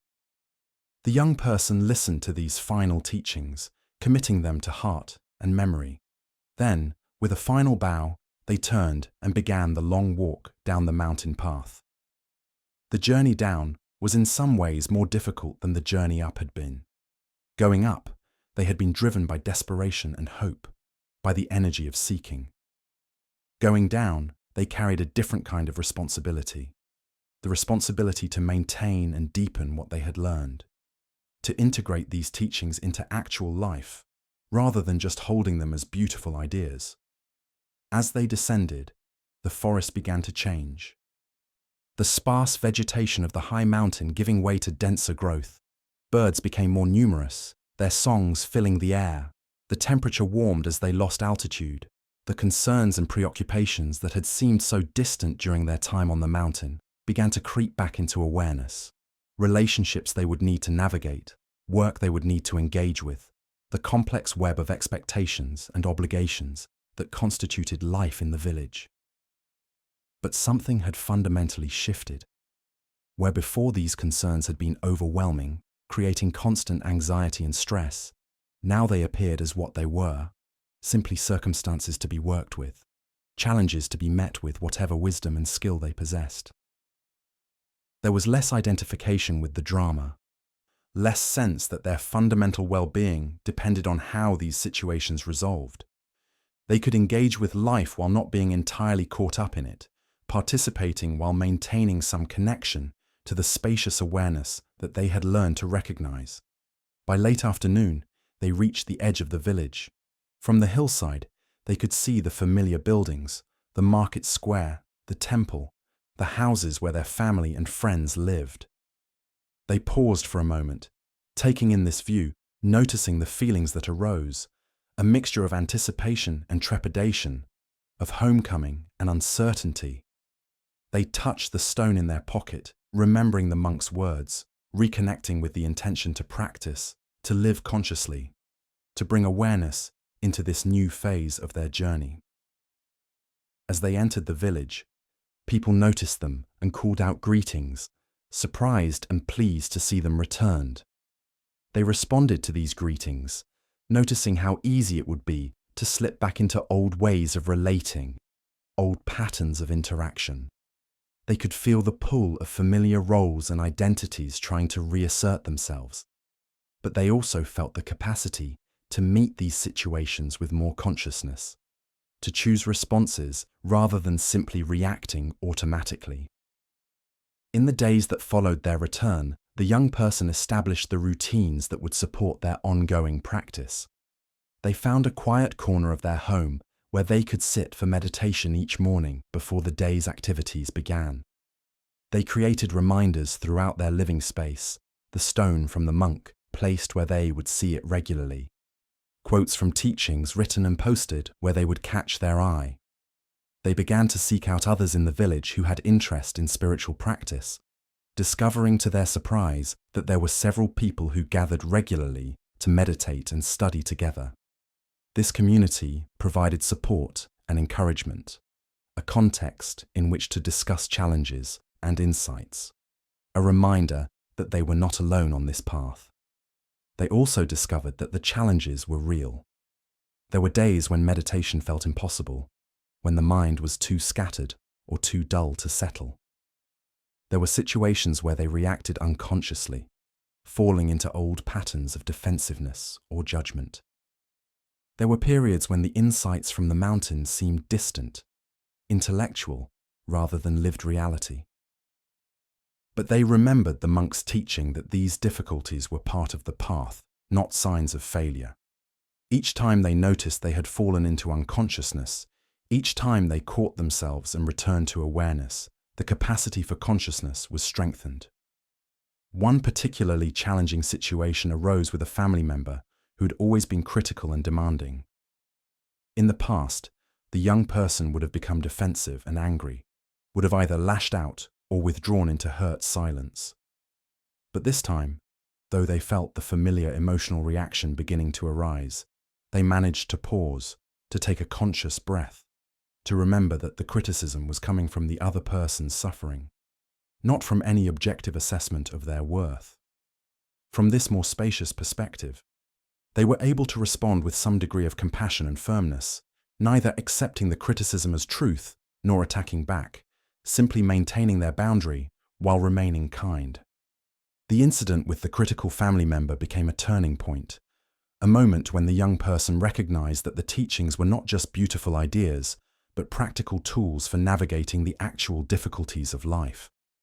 They had always believed at some level that spiritual practice was separate from ordinary life, something you did in special moments of retreat or meditation, but not really applicable to the messy reality of relationships, work, and daily challenges.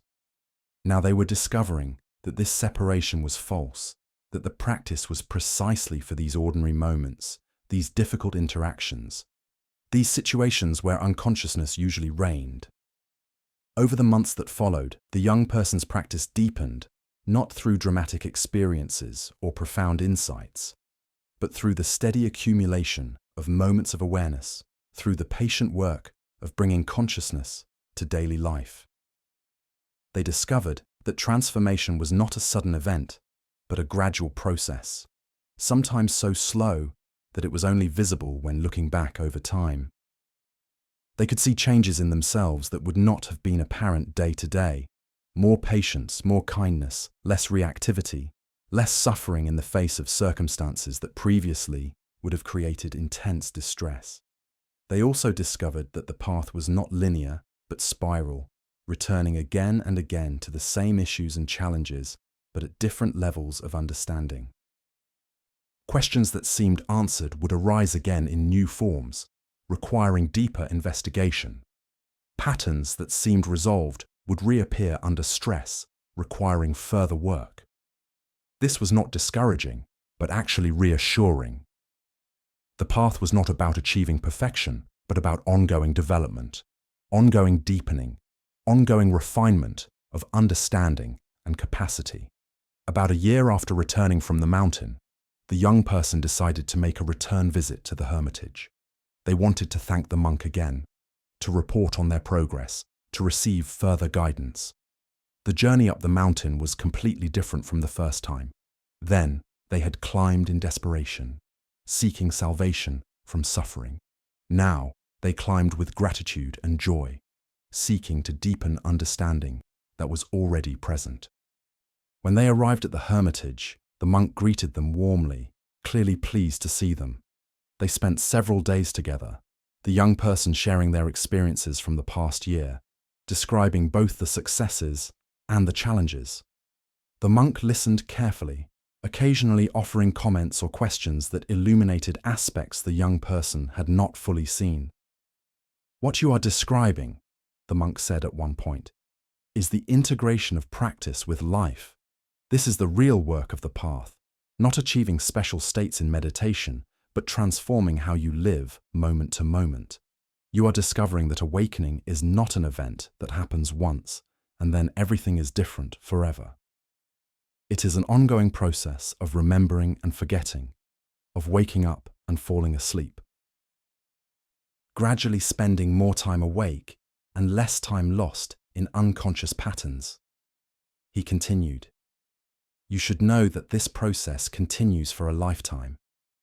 Even teachers who have practiced for many decades still discover new depths, still encounter challenges, still have moments of reactivity or confusion. The difference is not that they never fall, but that they recognize the fall more quickly, recover more gracefully, learn more readily from each stumbling. This is all we can aspire to. Not perfection, but ongoing growth. Not the end of all difficulty, but increasing wisdom and compassion in how we meet difficulty." The young person asked a question that had been troubling them. "Sometimes I feel that I have lost something from my practice, that the clarity I experienced on the mountain has dimmed. Is this regression? Am I doing something wrong?" The monk shook his head. "This is a common misunderstanding. The clarity you experienced here was partly due to the special conditions, the silence, the simplicity, the intensive practice, the absence of complex demands. That kind of clarity is valuable because it shows you what is possible. It gives you a taste of awakened awareness, but it cannot be maintained constantly when you return to ordinary life with all its complexity and demands. What you develop through ongoing practice in the midst of life is a different kind of stability, not the clarity of retreat, but the resilience that can maintain some degree of awareness even in difficult conditions. This is actually more valuable, more mature, more tested. Do not compare your current experience to your experience here and find it lacking. Recognize that you are developing different capacities now, capacities that are essential for living an awakened life in the world."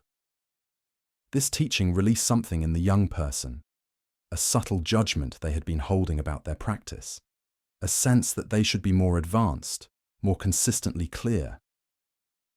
The monk's words validated where they actually were, honoring the work they had done while encouraging continued effort. On the final evening of this visit, as they sat together watching the sunset over the valley, the monk spoke about the future. "You have established a foundation," he said. "You understand the basic teachings. You have developed some capacity for awareness and equanimity. You have tasted your true nature. But this is just the beginning. The path continues to unfold, revealing new depths, new challenges, new opportunities for growth. Some of what lies ahead will be difficult. You will face loss, pain, disappointment, all the unavoidable suffering that is part of human life. The practice does not protect you from these things. What it gives you is the capacity to meet them without being destroyed by them, to remain open and compassionate even in the face of difficulty."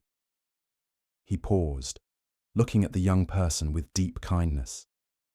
The monk's gaze held something profound.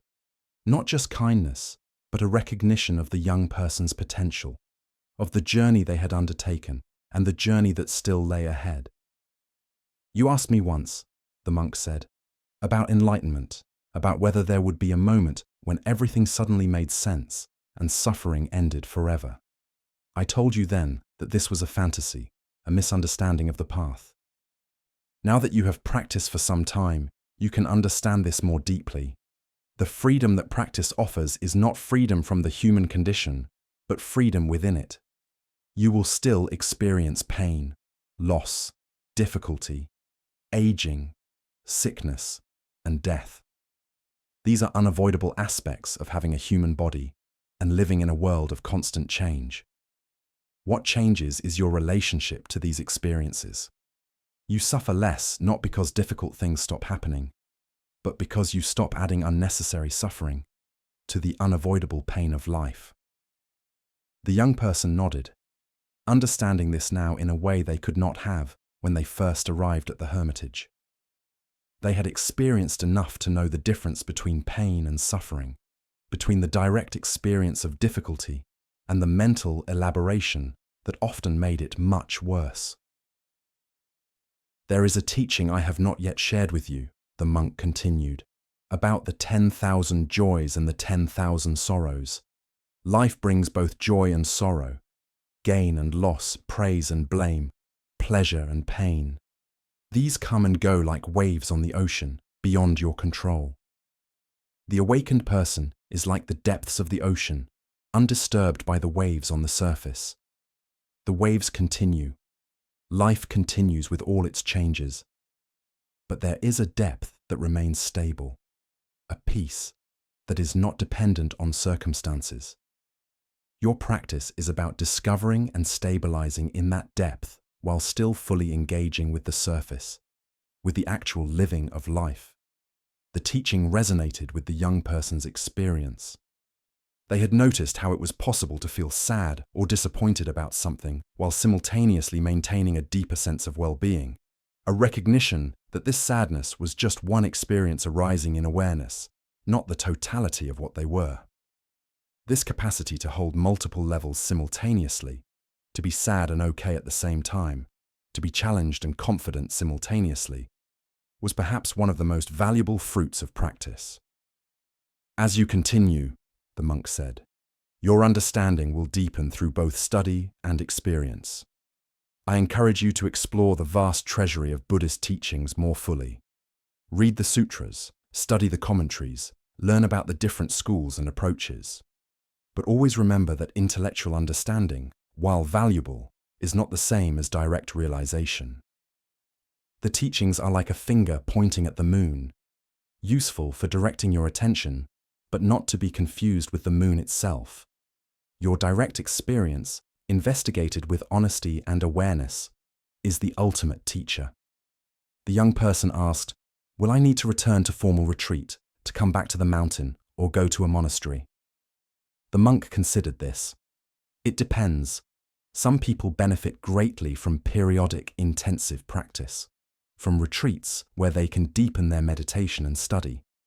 Others find that their practice is best supported by daily consistency in the midst of ordinary life. You will need to discover what serves your development. Be attentive to what actually helps your practice deepen versus what the mind thinks should help. Sometimes people do retreats because they believe they should, not because it actually serves their practice. Sometimes people avoid retreats out of fear or laziness, not because they are genuinely better served by daily practice alone. Bring discernment to this question. As the young person prepared to leave the next morning, the monk walked with them to the edge of the hermitage grounds. Before they parted, the monk placed his hand on the young person's shoulder. I see in you a genuine aspiration, a sincere dedication to the path. This aspiration is precious. Protect it, nurture it, let it guide your choices, but also hold it lightly. Do not turn the spiritual path into another form of ambition or achievement seeking. The goal is not to become a great practitioner or an enlightened master. The goal is simply to wake up, to live with awareness and compassion, to recognize your true nature and live in alignment with it. This is equally available to the greatest scholar and the simplest peasant, to the dedicated monastic and the busy householder. It is not a matter of status or achievement, but of recognition and embodiment. The young person bowed deeply, holding the monk in their awareness with profound gratitude. They knew that while they might return to visit occasionally, they were now truly on their own, responsible for their own practice, their own continued development. This was simultaneously daunting and empowering. They were no longer a student dependent on a teacher, but a practitioner taking ownership of their own path. The descent from the mountain was contemplative. The young person reflected on everything they had learned, everything they had experienced, over the course of their time with the monk. The teachings had given them a framework, a way of understanding their experience. The practices had given them tools, methods for cultivating awareness and compassion. But beyond frameworks and techniques, they had been given something more fundamental, a glimpse of their true nature, a recognition that the peace and freedom they sought were not distant attainments, but always present, waiting to be recognized. As they re-entered the village, they felt different than they had after their first return. Then, they had been somewhat tentative, uncertain how to integrate what they had learned. Now they felt more grounded, more confident, not because they believed they had mastered anything, but because they trusted the process, trusted that continued practice would continue to bear fruit, trusted that the path was reliable even when progress was not obvious. Life in the village continued with its usual complexity, relationships to navigate, work to accomplish, challenges to meet. But the young person approached it all with a different quality, more present, more aware, more compassionate toward themselves and others. They made mistakes, of course, fell into old patterns, experienced frustration and disappointment. But these were held differently now, seen as part of the path rather than as failures or setbacks. Years passed, and the young person's practice matured and deepened through the ongoing commitment to awareness in daily life. What had once seemed difficult and requiring constant effort gradually became more natural, more integrated into who they were. The practices of meditation, mindfulness, compassion, and inquiry were no longer something they did separate from themselves, but had become woven into the fabric of their being. They found that they had developed a certain reputation in the village, though they had never sought it. People began to come to them with questions, seeking guidance for their own struggles. At first, this was uncomfortable. Who were they to teach others? They were just a practitioner themselves, still learning, still stumbling. But they remembered the monk's teaching about the bodhisattva path, about serving others as part of one's own practice. They shared what they had learned when asked, always making clear that they were not presenting themselves as a master, but simply as someone who had traveled a bit further on the path and could perhaps illuminate some of the territory. In their interactions with those who came seeking guidance, the young person discovered something profound. Teaching deepened their own understanding. Questions they were asked forced them to clarify their understanding. Struggles others brought to them highlighted patterns they had not fully resolved in themselves. The attempt to articulate the teachings to others revealed gaps in their comprehension. In this way, teaching became an extension of practice, another dimension of the path. They were particularly moved by how universal the suffering they encountered was. Different people, different circumstances, different specific challenges, but always the same fundamental patterns. The sense of inadequacy, the craving for what was absent, the resistance to what was present, the identification with thoughts and emotions, the belief in a solid, separate self that needed to be defended and promoted. Seeing this in others deepened their compassion, made visceral the teaching about the shared nature of human experience. There were also unexpected challenges as their practice deepened. One was the discovery that spiritual progress, rather than making life simpler, sometimes made it more complex. As awareness sharpened, they became more sensitive to suffering, both their own and others. The defense mechanisms that had protected them from feeling too much gradually dissolved, leaving them more vulnerable, more tender, more easily touched by the pain of the world. This required developing new capacities, the ability to be open without being overwhelmed, to feel deeply without losing balance, to remain compassionate without collapsing into empathetic distress. Another challenge was the subtle ways that spiritual practice could become co-opted by ego, turned into another form of self-improvement or achievement seeking. They noticed times when they felt superior to others who were not practicing, when they judged people as unaware or unconscious, when they took pride in their equanimity or their insights. Each time they caught these patterns, they had to return to the fundamental teachings about no self, about the emptiness of the apparent practitioner, about the fact that there was no separate self to take credit for any progress. The diamond that had been hidden was being recognized, but the recognition itself was not an accomplishment of an individual entity. It was simply seeing what had always been true. One of the deepest shifts that occurred over time was the transformation of their relationship with death. Where once death had been a distant abstraction or a feared enemy, it gradually became a friend, a teacher, a constant reminder to live fully. They had continued the death meditation practice the monk had introduced, regularly contemplating their own mortality. This practice, rather than being morbid or depressing, brought an intensity and appreciation to life, a recognition that each moment was precious precisely because it was finite. When people asked them what had changed most fundamentally through their practice, the young person would often pause before answering. So much had changed that it was hard to articulate. But if pressed, they would say something like this: "What has changed most is not any particular circumstance of my life, but the quality of awareness I bring to life. I still experience difficulty, disappointment, pain. But I suffer less because I resist what is arising less. I am more able to be present with what is, whether pleasant or unpleasant, without adding layers of judgment and story that multiply suffering. I know myself less as the small, defended, separate self, and more as the awareness in which all experience appears. This doesn't mean I have transcended ego or achieved enlightenment. I still have patterns and reactions, still get caught in identification and confusion. But there is usually some part of me that recognizes what is happening, that can see the pattern even while partly caught in it.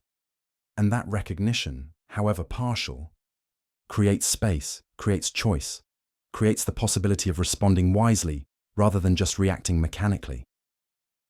They would often add, "Perhaps most importantly, I understand now that the spiritual path is not about arriving somewhere else or becoming someone else. It is about recognizing what is already present, what has always been present, the fundamental peace and freedom of our true nature, temporarily obscured by layers of conditioning and confusion, but never actually destroyed or diminished. The practice is simply remembering, recognizing, returning again and again to what we are beneath and beyond all the changing content of experience." As they reflected on their journey, from the desperate seeker climbing the mountain in search of relief, to the diligent student absorbing teachings and developing practice, to the householder integrating spiritual understanding into daily life, to the person who now occasionally guided others, they were struck by the perfection of the path. Not perfection in the sense that everything had gone well, or that they had always practiced skillfully, but perfection in the sense that each step had been exactly what was needed, each challenge had taught exactly what needed to be learned, each failure had revealed exactly what needed to be seen. The diamond that the monk had spoken of in that first teaching was no longer hidden. It had not been found through acquiring something new, but through removing the obscurations that had prevented its recognition. Like the traveler in the allegory who discovered they had been carrying priceless treasure all along, they had discovered that what they sought, peace, freedom, wholeness, had never been absent. It had been here all along, hidden not in some distant location, but in the depths of their own awareness, waiting patiently to be recognized. And this recognition, once glimpsed, could be returned to again and again, deepened through practice, stabilized through dedication, until it became not just an occasional experience, but the ground from which they lived. The journey continued, would always continue, but now it was not a journey towards something distant, but a journey of ever-deepening intimacy with what was immediately present, always available, never more than one conscious breath away.